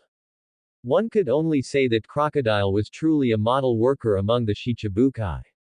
The arrival of Tang Feng's group was not met with a welcoming crowd, there were barely even any people around, making it quite desolate. After all, Tang Feng's group were not pirates and had no bounties on them. These shrewd bounty hunters would never do something so thankless. Since we don't see anyone, let's go find them ourselves. Tang Feng made his decision. He didn't want to waste time searching for someone whose whereabouts were unknown. Tang Feng remembered that the mayor here, Agaram, was the captain of the Alabasta Kingdom's royal guard and would definitely have contact with Vivi. Mayor's office. Why would a man who can fight on par with the Shichibukai Hawkeye come to this island? I hope nothing bad happens. Agaram sighed, deeply worried. As soon as Tang Feng's group entered the island, they were spotted by his men and reported. Knock, knock. Come in. Mayor, this man named Tang Feng says he has a very important matter and wishes to see you. A staff member led Tang Feng and the others inside. Hearing this, Agaram's pupils contracted. As he scanned the 3 people entering, his gaze swept over Yasuo beside Tang Feng, and he instantly grew tense. Everyone, I wonder what business you have with me. Agaram forced himself to remain calm. Tang Feng did not speak. Agaram understood immediately and said, you can go out first. I have some matters to discuss with these 3 distinguished guests. Soon, only 4 people were left in the room. Only then did Tang Feng slowly speak. Agaram, a member of the secret criminal organization Baroque Works, codename Mr. 8. In reality, you are an undercover agent, and your true identity is the captain of the Alabasta Kingdom's royal guard. Am I correct? Tang Feng spoke as if he were merely stating an insignificant fact. Agaram suddenly bolted upright. His pupils dilated, and his hands trembled as he supported himself on the desk. He stammered, you, who on earth are you? What do you want? Don't be nervous. We are only here to make a deal. However, your rank is not high enough. I would like to discuss this deal face to face with Princess Vivi. Don't even think about it. How could Princess Vivi possibly meet with someone of unknown origin like you? Agaram suddenly became agitated, his face flushing red like a hen protecting her chicks. Impossible. Tang Feng continued, Baroque Works member Miss Wednesday, whose real name is Nefertari D. Vivi, Princess of the Alabasta Kingdom, should be at Whiskey Peak right now. I wonder what would happen if this news got out. No, you can't do this. Agaram broke out in a cold sweat, his face pale. Calm down, I just want to make a deal with Princess Vivi, and I mean no harm. Of course, that's on the premise that you cooperate, Tang Feng said calmly. Agaram was shocked and angry at first, but then fell into despair. When under someone else's roof, one has no choice but to bow one's head. Otherwise, he didn't dare to imagine what kind of pursuit Baroque Works would launch if Princess Vivi's identity were exposed. I need to report this. Whether Princess Vivi will meet you or not is her own decision, Agaram compromised helplessly, pulling out a Den Den Mushi. Puru Puru Puru. Hello, is there something you need, Agaram? A pleasant voice came from the other side of the Den Den Mushi. Princess Vivi, it's like this. Agaram reported truthfully, including the fact that Yasuo was here. Okay, I understand. I'll head over right now. Vivi quickly made her decision. After all, they already knew her identity. If they wanted to harm her, it would be very simple, there was no need to make it so complicated. After a while, Vivi arrived. Vivi wore a long pink dress, her light blue wavy hair tied into a high ponytail, with a trace of worry on her delicate and youthful face. Hello, I am Nefertari Vivi. Who are you? And what is this deal you mentioned? Vivi bowed politely and got straight to the point. Tang Feng said, First, let me introduce myself. I am Tang Feng, the captain of the hunting squad. These are my two team members, Yasuo and Akame. The purpose of our hunting squad is to take people's money and eliminate their disasters. I know you are investigating the behind-the-scenes boss of Baroque Works. I can tell you for free that he is one of the 7 warlords of the sea, Crocodile, codenamed Mr. Zero. He is currently executing a plan to usurp the Alabasta Kingdom. The widespread drought in the kingdom is caused by his misuse of dance powder. We can help you deal with Crocodile and his subordinates. As expected, is it him? Vivi had already anticipated this, which was why she had gone undercover in Baroque Works to investigate and find evidence. Then what do you want? Berries. How much? Vivi looked at Tang Feng. Vivi did not doubt the strength of Tang Feng and the others. After all, Yasuo could fight on par with Hawkeye, and both Hawkeye and Crocodile were Shichibukai. At the very least, they could avoid defeat. No, we don't want berries. We want devil fruits. 4 devil fruits to help you deal with Crocodile and his subordinates. Tang Feng didn't choose famous swords because they had enough people for now, what they lacked was strength. Both his own strength and the suppression of Yasuo and the others required devil fruits. Otherwise, no matter how many characters he summoned, if they were all suppressed, then no matter how many people there were, they would at most be able to hold off one admiral. The cost effectiveness was extremely low. We don't have that many devil fruits in our national treasury anymore. There are only 2 left, the others were given to Crocodile before, Vivi said in disappointment. Tang Feng thought to himself, devil fruits aren't exactly common goods. I was wondering where Crocodile got so many fruit ability users under him. It turns out he emptied Alabasta's treasury back when he was acting as a hero. Alabasta is also bizarre. They stored so many devil fruits without eating them to enhance the kingdom's own strength, only to end up benefiting outsiders instead. But the celestial dragons don't eat devil fruits either, and neither did the Roger pirates. Could there be some problem with this? Thinking too far ahead, back to the present. Tang Feng pondered, 2 devil fruits, plus the poneglyph in your royal family's possession. Tang Feng made his decision. The non-replicable nature of something like a poneglyph held immense value, whether for trade or for deciphering it himself. Besides, the poneglyph in Alabasta recorded the location of Pluton. Although he knew the plot and that Pluton was in Wano country, others didn't. Vivi said immediately, deal. In Vivi's eyes, a cold object like a poneglyph was completely incomparable to her country and its people. Then, happy cooperating. Tang Feng smiled, we'll set off once we deal with the officers here. Wait a moment, Agaram and Vivi spoke in unison. Please don't hurt them. I will convince them to leave the works. Vivi made a request. The two Baroque Works officers here were the partners of Agaram and Vivi while undercover. They spent day and night together and could be considered rare companions. Tang Feng said indifferently, that works too. After all, you are the employers. By the way, is Mr. 11 on this island? Tang Feng asked, looking at Agaram. Yes, he is. He seems to be preparing to go to an island near the Twin Capes to execute some mission. As the mayor of this island, Agaram's intelligence was quite good. Give me his current location. Pack up your things and get ready to set off. All right, Mr. 11 should be here right now. Agaram pulled out a map and pointed. Tang Feng placed his hand on the map and thought. Download map. Ding, download successful. Now, whenever he saw a map, he would habitually download it just in case. Just like now, at Whiskey Peak, he wouldn't have to worry about not being able to find his way around. Inside a hotel room. Phew. Faint gasps for breath. Why, do you want to kill me? Mr. 11 said, on the verge of death. He didn't know the person in front of him at all. In your line of work, isn't it normal to risk your life at any moment? Tang Feng asked in return. Mr. 11 thought about it, and it seemed to make sense, then he drew his last breath.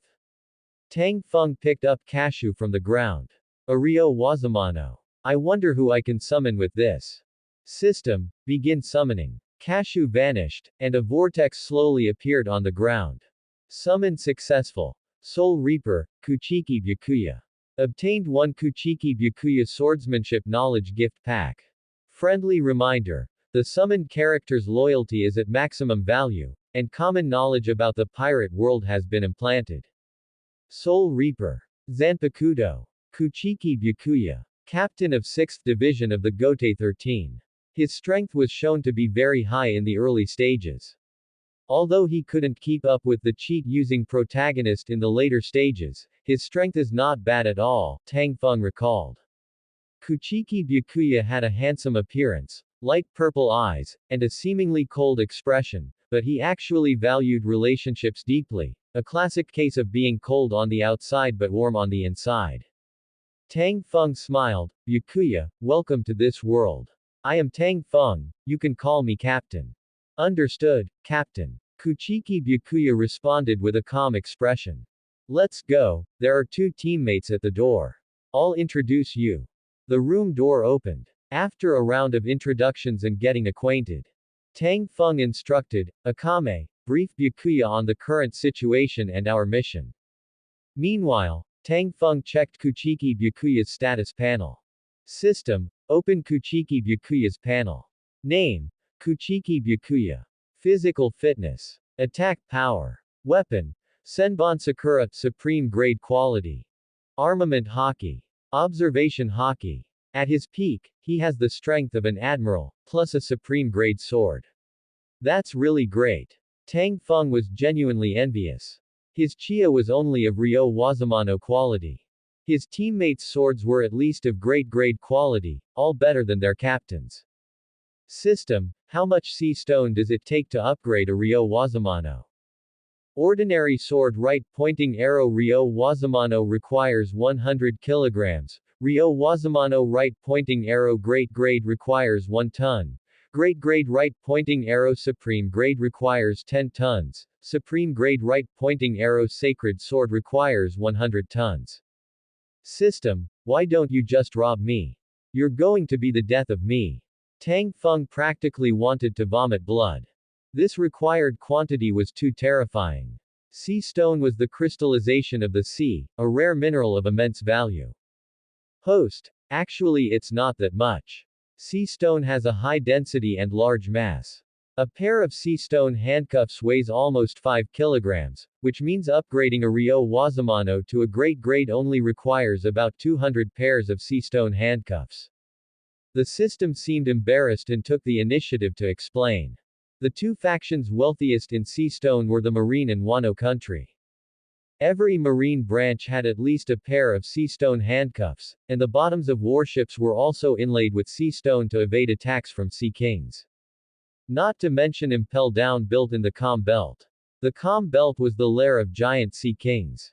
To avoid the harassment of giant sea kings, the outer walls of impel down were built of at least sea stone. Coupled with the internal sea stone cells, the Marines' demand for sea stone was simply staggering.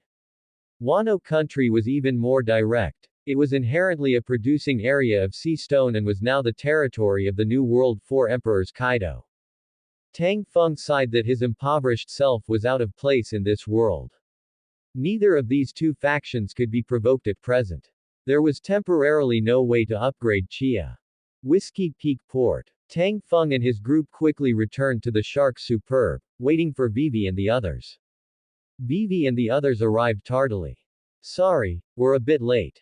Vivi bowed and said. At the same time, she also noticed that there was an extra person on the ship. Tang Feng noticed Vivi's gaze. Team member Kuchiki Byakuya, if there is nothing else, we will set off. Tang Feng briefly introduced and prepared to set sail. On the open sea. Deck of the Shark Superb.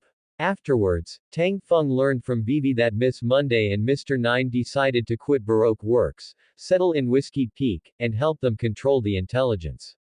After all, when the main executives of Baroque Works had no special missions, they usually stayed in Spider Cafe and Rainbase. Now the news of their betrayal had not leaked at all. System, open Kuchiki Byakuya's Swordsmanship Knowledge Gift Pack. Congratulations on obtaining Kuchiki Byakuya's Swordsmanship Knowledge. Swordsmanship knowledge is being transmitted. After a moment. With the enhancement of physical fitness, receiving it was easier. Swordsmanship has made new progress again, but the attack power is still 3 stars, tightly restricted. Let's practice swordsmanship. My blade is different from Yasuo and the others. Some swordsmanship used doesn't work as well as the original version. At the very least, my swordsmanship attainment is the highest in the whole team, so I should create more of my own sword moves as soon as possible. Tang Feng thought to himself. Tang Feng drew Chia and practiced single-mindedly. During this period, Tang Feng also spared time to tell everyone the principles of Soru and Moonwalk, letting them practice. Soru was to continuously step on the ground at high speed dozens of times within an instant, 0.36 seconds, to generate explosive reaction force for high-speed movement. And Moonwalk was an application technique of Soru, stepping on the air with strong footwork to generate strong mid-air suspension force, allowing one to walk in the air like stepping on stairs, which was a high-altitude movement technique. After all, Soru and Moonwalk were the two simplest and most practical of the 6 powers, especially Moonwalk, which could give everyone aerial combat capabilities. Given everyone's physical fitness, these two techniques could be learned quickly, since the 6 powers were a martial art technique. A few days later. Alabasta Kingdom. Spider Cafe. Paula lazily wiped the cup while conveying instructions. Mr. 5, Miss Valentine, news came from Rainbase asking you to capture Miss Wednesday. Why? Mr. 5 and Miss Valentine were a bit surprised.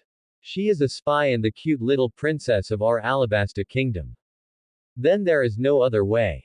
After knowing Miss Wednesday's true identity, Mr. 5 and Miss Valentine got up and left. At the same time, Tang Feng and his party finally set foot on the Alabasta Kingdom. In the distance, endless yellow sand came into view. The rolling hills were also piled up with uniform yellow sand. This was simply a world of sand. Tisk tisk tisk, crocodile's home court advantage is so huge. Tang Feng looked over the desert. This environment, matched with Crocodile's devil fruit ability, complemented each other perfectly. My current strength should be about the same as Luffy's, but without armament hockey, I wouldn't dare say I can beat Crocodile in a place like this. I can only say that in the original plot, Luffy's protagonist Halo was turned up to maximum. Tang Feng thought to himself. Crocodile's gang is basically in Spider Cafe and Rainbase. Once these two places are resolved, the task will be basically completed. Tang Feng opened the map navigation function, identified the direction, and said, "Let's go, quick battle, quick decision." He was such a person, resolute and swift without hesitation. To enjoy, he could wait until things were done and enjoy slowly. Vivi has a map. In the future, except for particularly important maps and navigation charts whose sources will be specially pointed out, others are basically defaulted to be downloaded. Not long after Tang Feng and his group walked out, two figures appeared ahead. They were precisely Mr. Five and Miss Valentine, who were preparing to head to Whiskey Peak to capture Vivi. Sand. Sand. The wind gently blew across a patch of sand and rocks. Yo, isn't this Miss Wednesday? Why are you back? Or should I call you Nefertari Vivi? Miss Valentine teased. Saving us an extra trip. Mr. Five picked his nostrils absent-mindedly. He didn't care about Tang Feng and his party at all. Upon hearing this, Vivi's face turned pale. She didn't know how her identity was exposed, and she was now very worried about her father's situation. According to the original plot, Vivi had indeed been exposed, and in the end, Mr. Five and Miss Valentine were sent to Whiskey Peak to capture her. Leave that man to me, do whatever you want with the woman, just remember to leave her with a breath. After saying that, Tang Feng directly drew Chia and rushed out. He really couldn't stand someone as disgusting as Mr. Five. The bomb fruit was so strong, and it would be fine if your development was poor, but you even used boogers to attack. Spitting saliva was literally better than him. Breathing the same air as him made Tang Feng feel nauseous. Tang Feng thought to himself, slashing such a disgusting person would definitely feel great in my heart. Just like a black dot on a whole white wall, it must be wiped out as much as possible. Are you Miss Wednesday's helper? You look so strong. Mr. Five wore an afro and sunglasses, speaking teasingly as he casually flicked a booger over. Tang Feng directly dodged to the side. Boom. Smoke and dust filled the air. A crater was blasted into the sandy surface. Huh, you actually dodged it. Mr. Five didn't expect his sneaky move to be discovered. Then how about this move? Air bomb. Mr. Five breathed out towards Tang Feng. Where his breath passed, the air in front exploded layer by layer, sweeping towards Tang Feng all the way and instantly engulfing Tang Feng. Ha ha ha ha. What is this? It was solved so easily. Mr. Five laughed wildly. Poochie. An arm fell off in response. The laughter stopped abruptly. Mr. Five turned around holding his wound, his face pale as he took several steps back consecutively. I didn't hear what you said just now very clearly. Can you say it again? Tang Feng said, carrying the blood-stained Chia. Why are you behind me? Mr. Five raised his remaining arm in inexplicable horror. Who knows? Tang Feng said perfunctorily.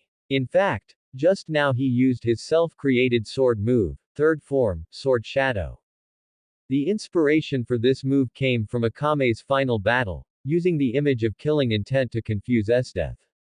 His Sword Shadow had a similar effect. He replaced killing intent with sword momentum. The sword momentum he erupted with at full strength was not low. After all, his swordsmanship attainment was too high.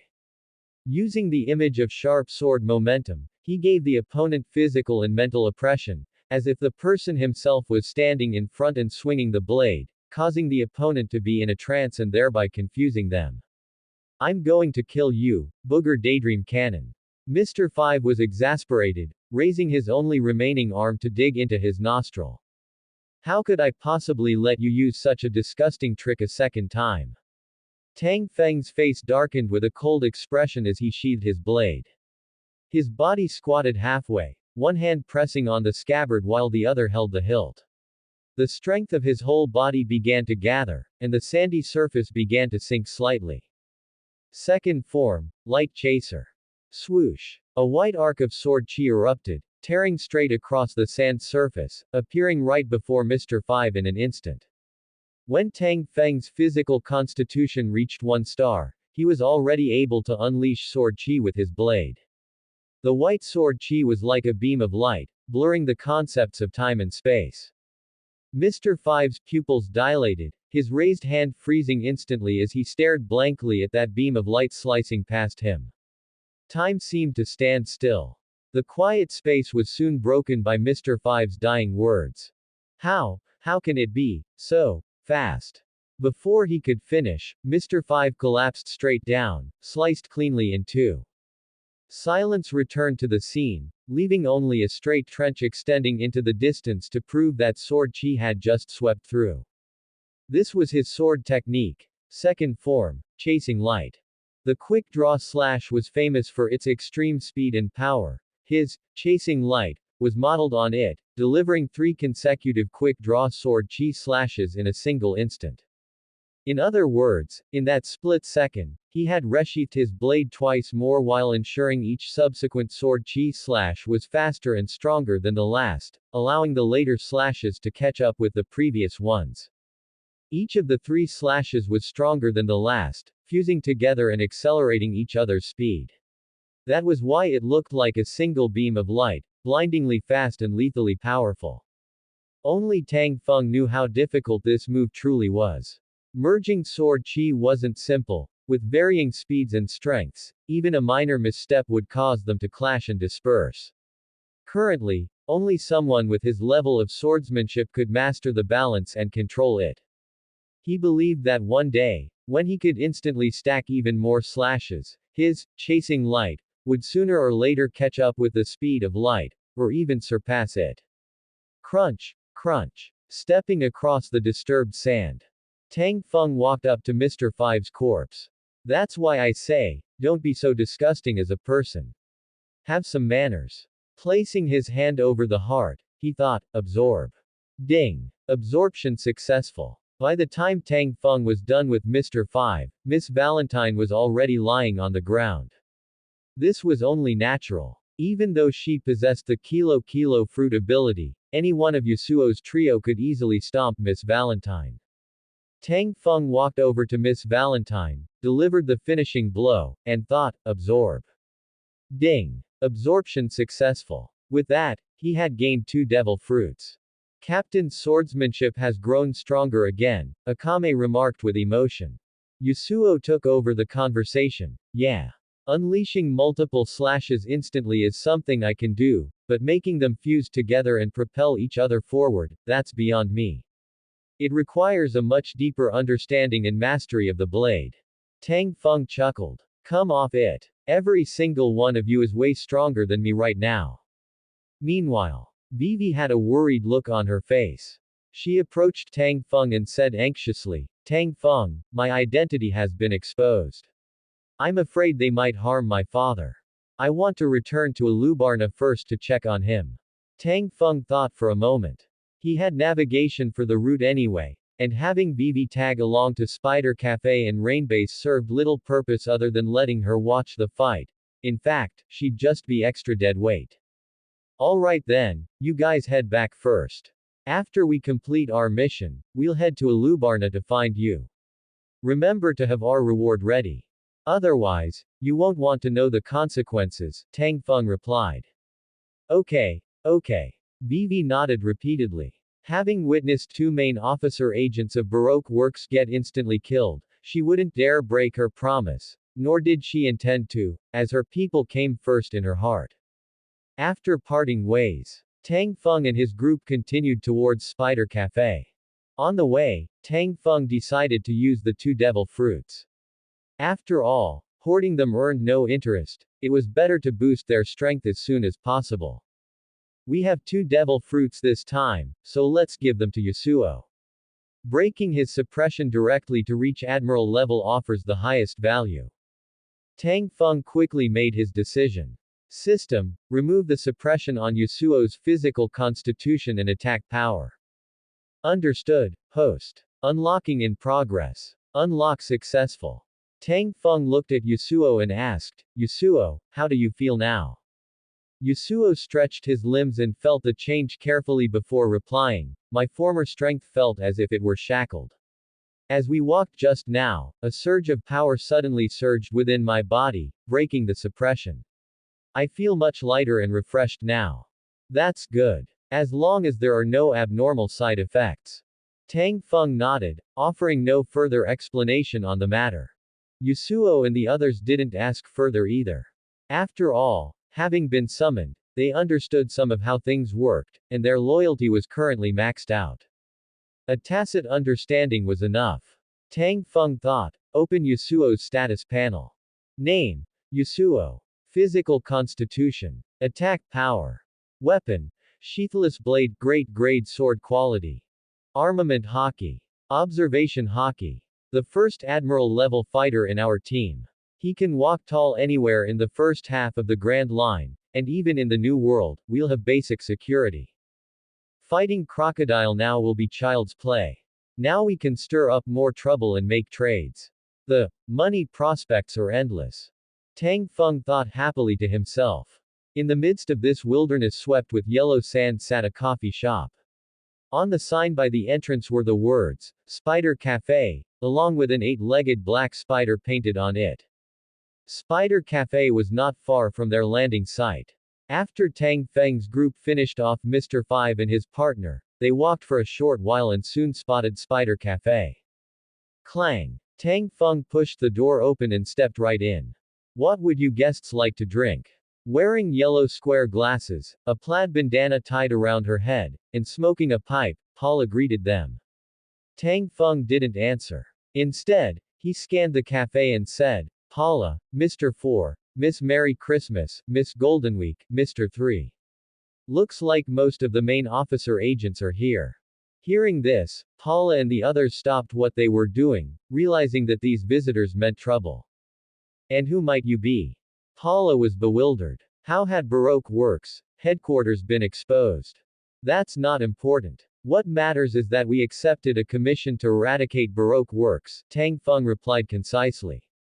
Ho ho ho. How arrogant. Why don't you come at us then? Miss Merry Christmas laughed, her flab quivering with every chuckle. Paula was still pondering their identity. Pirate hunters. Mr. 3 thought deeper. Daring to come here knowing this is Baroque Works headquarters. They're either fools or have serious backing. I'd better be careful. Courtesy before battle. Now that the greetings are out of the way, let's start. Tang Feng said bluntly. The corners of the Baroque Works members' mouths twitched. Your courtesy, sure is perfunctory. Tang Feng instructed, I'll leave them to you. Remember to leave the devil fruit users with a breath of life for me. There were quite a few devil fruit users here. The wax fruit, spike fruit, mole fruit, and the gun that ate the mut fruit. If they died and he failed to absorb them in time, causing the devil fruits to respawn elsewhere, it would be a huge loss. So he had to deal the final blow. Rumble. The battle broke out instantly. Perhaps because Kuchiki Byakuya hadn't fought at all since being summoned, having just played a supporting role, he opened straight with his Shikai. Scatter, Senbon Sakura. The blade dissolved into 1,000 tiny blades invisible to the naked eye, slashing toward the group of 5 from all directions. Slash. Slash. The group of 5 was instantly wounded. Tang Feng watched from the sidelines without participating in the fight. After all, Yasuo alone was already an absolute overkill, and with the others included, there was really no need for him to jump in. The battle was completely one-sided. The 5 struggled desperately, crying out in misery. Arg! Where did these people come from? Why was there no intelligence on them? These monsters. Why are they so strong? It's no use, the candle wall can't block it. Should we run? Regrettably, that idea was impossible to realize. Before long, the battle came to an end, and all 5 lay powerlessly collapsed on the ground. Before passing out, Mr. 3 thought, if he were to describe this battle, it came as fast as a tornado, impossible to leave the storm's eye, too late to escape. Clang! Tang Feng slowly drew Chia, it was his turn to reap the rewards and wrap things up. Killing with every few steps, he also successfully absorbed 4 devil fruits. Tap, tap. Holding the blood-dripping chia, Tang Feng walked up to the last living person, Miss Goldenweek.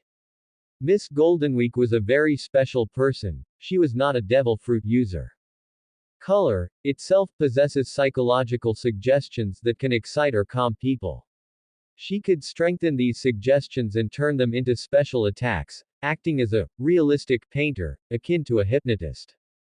That was why Yasuo and the others had mistaken her for a devil fruit user and left her to Tang Feng.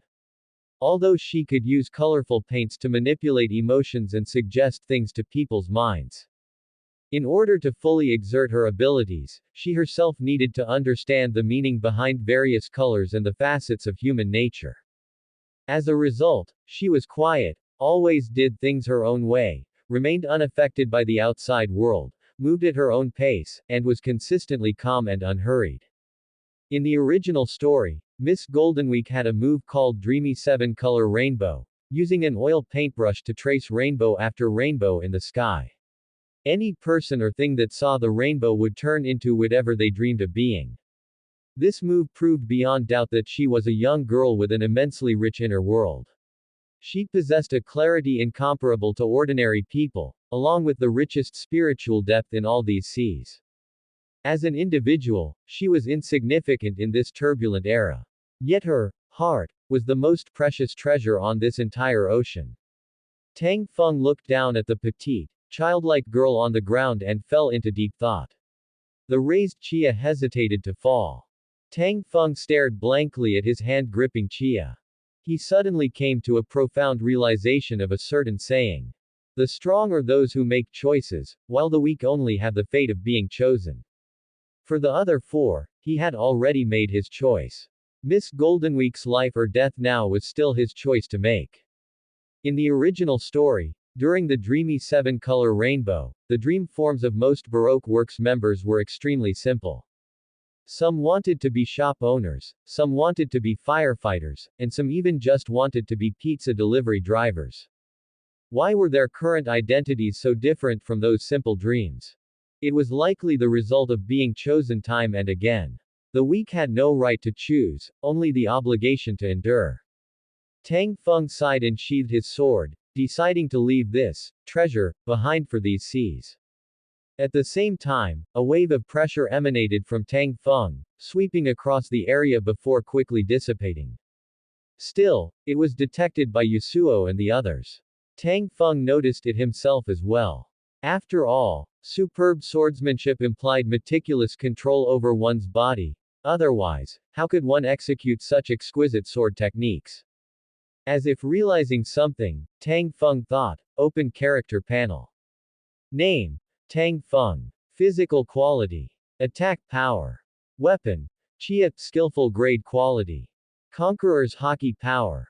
Conqueror's Haki mastery, 0 stars. Summoned characters: Yasuo, Akame, Kuchiki Byakuya. Tang Feng was puzzled. How did I suddenly awaken Conqueror's Haki? System, come out and explain.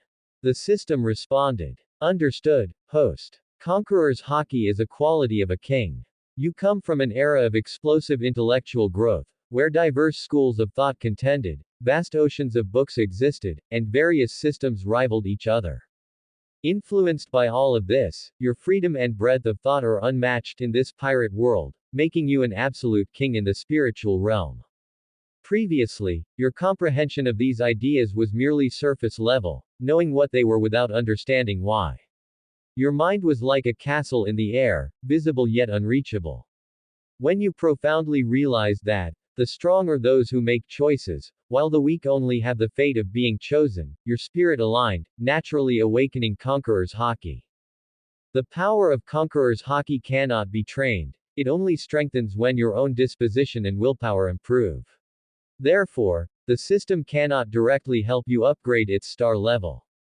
Given that your spiritual realm is at an absolute height, the system suggests putting ideas into practice and traveling thousands of miles to enrich your spirit faster, which can rapidly enhance the power of your Conqueror's Haki. However, while the power of Conqueror's Haki cannot be directly upgraded, its mastery level can. It only requires devil fruits. Tang Feng sighed inwardly. So that's it. This is the innate bug of a transmigrator. If Conqueror's hockey power is like building blocks, people in the pirate world have to stack from the first layer, whereas my blocks were already 100 layers high from the start. It's just that many blocks were pulled out in the middle, and I need to fill them back in. Facing the inquiring glances of Yasuo and the others, he walked back over. Don't look at me like that. It's just as you think. I've awakened Conqueror's hockey, Tang Feng said with a chuckle. When Yasuo and the others were summoned, the system had implanted basic knowledge of the pirate world into them. Thus, when the pressure swept over earlier, they had already guessed what happened. They all gave him thumbs up. As expected of the captain. After walking a distance away from Spider Cafe, Tang Feng looked back and hoped in his heart, I hope this treasure won't fall into ruin like Mariah did. He believed that anyone whose heart was full of color couldn't be bad. Rain base. At this moment, Robin was processing the latest intelligence. Robin was the vice president and supreme commander of Baroque Works. She made decisions on matters big and small. Crocodile rarely managed daily operations, only giving orders. Someone found the bodies of Miss Valentine and Mr. Five near the port. It seems an expert has arrived in Alabasta. I just don't know if they're targeting us or merely passing through. I need to give Sarah and the others a heads up. Robin pulled out a Den Den Mushi. Purapurupuru. Hello. Robin paused. The voice on the other end was a young man's, not Sarah's. Naturally, the one answering was Tang Feng. After killing them and looting their bodies, the Den Den Mushi had fallen into his hands. Who are you? Where's Sarah? Robin had a bad feeling. My name is Tang Feng. As for Sarah, you probably won't be seeing her again, Tang Feng answered truthfully. Robin immediately began pondering which faction Tang Feng belonged to, because according to the worst-case scenario, the entire Spider Cafe had been wiped out. Unfortunately, she had no information about Tang Feng in her memory. Just then, Tang Feng spoke again. You're Nico Robin, right? Vice President of Baroque Works. Robin was surprised. While her identity was not top secret, it was not something ordinary people would know either. Deciding to play it cool to see if she could extract any information, she replied, that's me. Good. I don't like beating around the bush, so I'll be direct. Most of Baroque Works, officer agents have been dealt with by us. Nico Robin, I hold your abilities in high regard. Come work for me. Robin found this amusing. He had killed her subordinates and now wanted to recruit her. She teased, are there any perks to joining your side? You should know my background boss is very strong. Tang Feng responded bluntly, Shichibukai crocodile, right. We're on our way to find him now. As for compensation, is a poneglyph enough? I know the locations of nearly half of all poneglyphs. I'm the person closest to making your dream come true. Impossible. You couldn't possibly know the locations of so many poneglyphs. Impossible. Robin completely lost her composure. Don't think I'm lying to you. For example, the Royal Tomb Mausoleum in Alabasta, the basement of the Tree of Knowledge in O'Hara in West Blue, and the one you encountered when you were fleeing as a child. I'll tell you about the rest once you join us. In truth, Tang Feng had no idea where the poneglyph Robin encountered as a child was located, as the original story had never specified it. But that didn't stop him from using it to boost his bargaining chips. Robin was so shocked by Tang Feng's words that she remained speechless for a long time. It was not because Crocodile's identity had been exposed, but rather because of the poneglyph. One must know that her dream was to pursue history. Solely because of a single poneglyph, she had joined Baroque Works to help Crocodile, all just to get closer to that poneglyph. Now that someone said he knew the locations of nearly half of the poneglyphs, the composure she had maintained through years of fleeing vanished completely at this moment. She did not doubt Tang Feng's words. After all, she knew the locations of the 3 poneglyphs Tang Feng mentioned. Robin made a prompt decision. I agree. I will join you. Back when she was young, she had been betrayed and abandoned by others on multiple occasions. To evade the pursuit of the Marines and the world government, she could only hide in the underworld, surviving by betraying others. Robin had never felt any attachment to Baroque works in the first place, she was merely engaging in mutual utilization with Crocodile, so she felt no sense of guilt whatsoever when betraying them. Tang Feng smiled and said, "What a wise decision. Our team is called the Hunting Squad, and I am the captain. As for the members, including you, there are a total of 4 people. I will introduce the other details to you when we meet. Are you currently in Rainbase?" "Yes, Captain." Robin immediately changed her address, adapting very quickly. She truly deserved to be someone who had experienced the harsh beatings of the sea since childhood. Then are Crocodile, Mr. 1, and Mr. 2 also in Rainbase.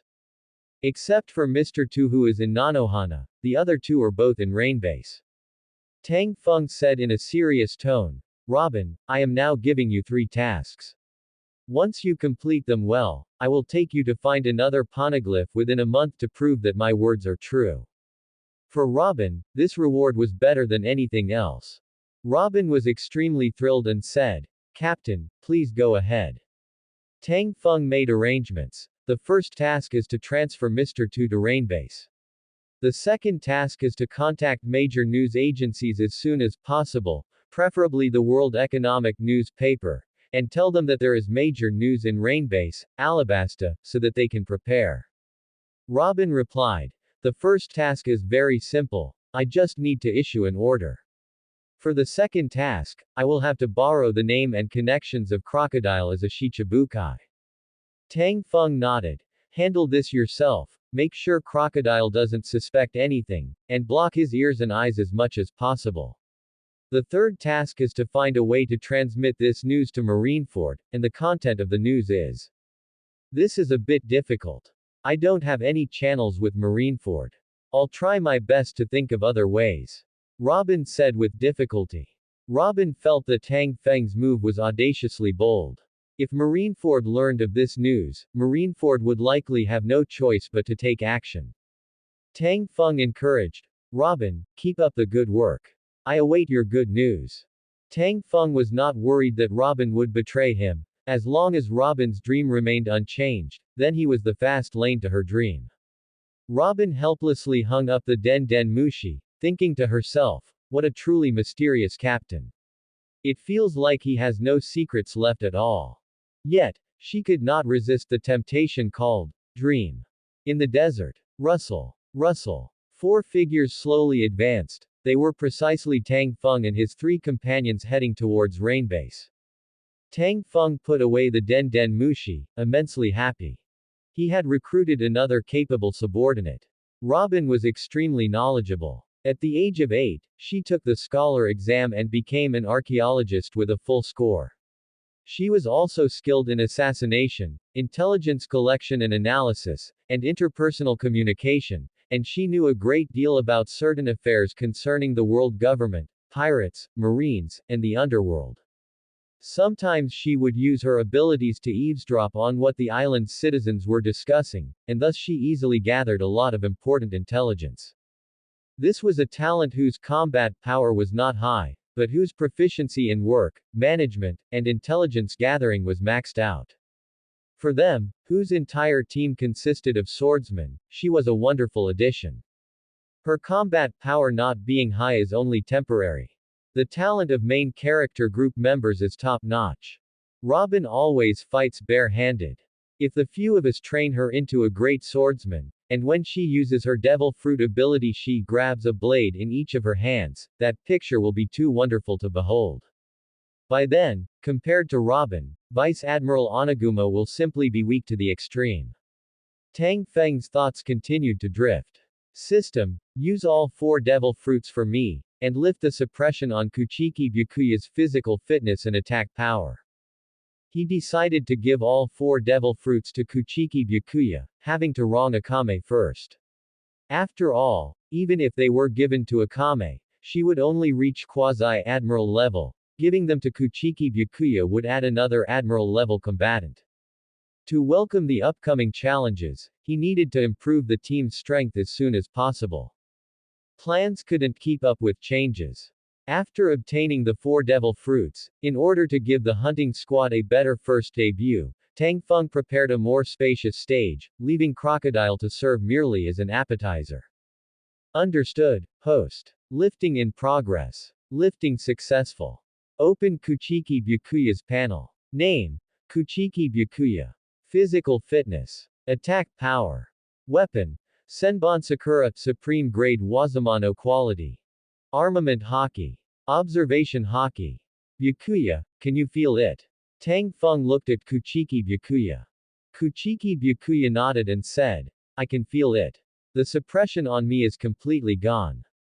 Now there are 2 Admiral-level combatants in the team. Tang Feng waved his hand and said, let's go, everyone. I will take you to Rain Base to meet the new team member. The new member is a management-type talent. We will protect her well. Judging by the voice just now, it's a girl. Akame has a companion. Weren't we always companions? It's just that there is one more companion. It was my phrasing that was wrong. Ha ha ha. The group advanced while chatting and laughing, adding some vibrancy to the desolate and vast desert. Rain Base. Alabasta's city of dreams, Crocodile's base camp, and the only capital city unaffected by drought and civil strife. The kingdom's largest casino, Rain Dinners, was also located here. After a long journey, Tang Feng's group finally arrived here. Not long after, a woman appeared in front of Tang Feng and the others. The woman was wearing a dark bright blue vest and a pink-orange printed long skirt, with a pair of orange glasses propped on her forehead. Tang Feng looked at Robin ahead and sighed. The flower fruit is truly amazing at gathering intelligence. You knew where we had arrived so quickly. This was the fruit ability developed by Robin, named Dazzling Eyes, capable of growing eyes anywhere to watch and thereby conduct intelligence gathering. Robin stepped forward, looked at Tang Feng, and said, this must be the mysterious captain. You really are young. And everyone in the hunting squad, nice to meet you for the first time. My name is Nico Robin. Next, please allow me to host a welcome banquet for everyone.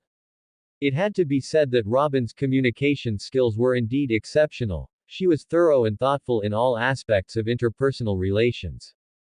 During the banquet, Tang Feng also introduced the various members of the hunting squad to Robin, allowing everyone to get acquainted with one another. When Robin learned that a 4-man squad actually possessed 2 Admiral-level combat powers, she was extremely shocked. She was very clear on what Admiral level meant, having seen an Admiral when she was a child. Robin murmured, no wonder the captain dares to provoke Marineford. That's the end of part 1. Part 2 is coming soon. Thanks for watching. Please subscribe and support our channel for more stories.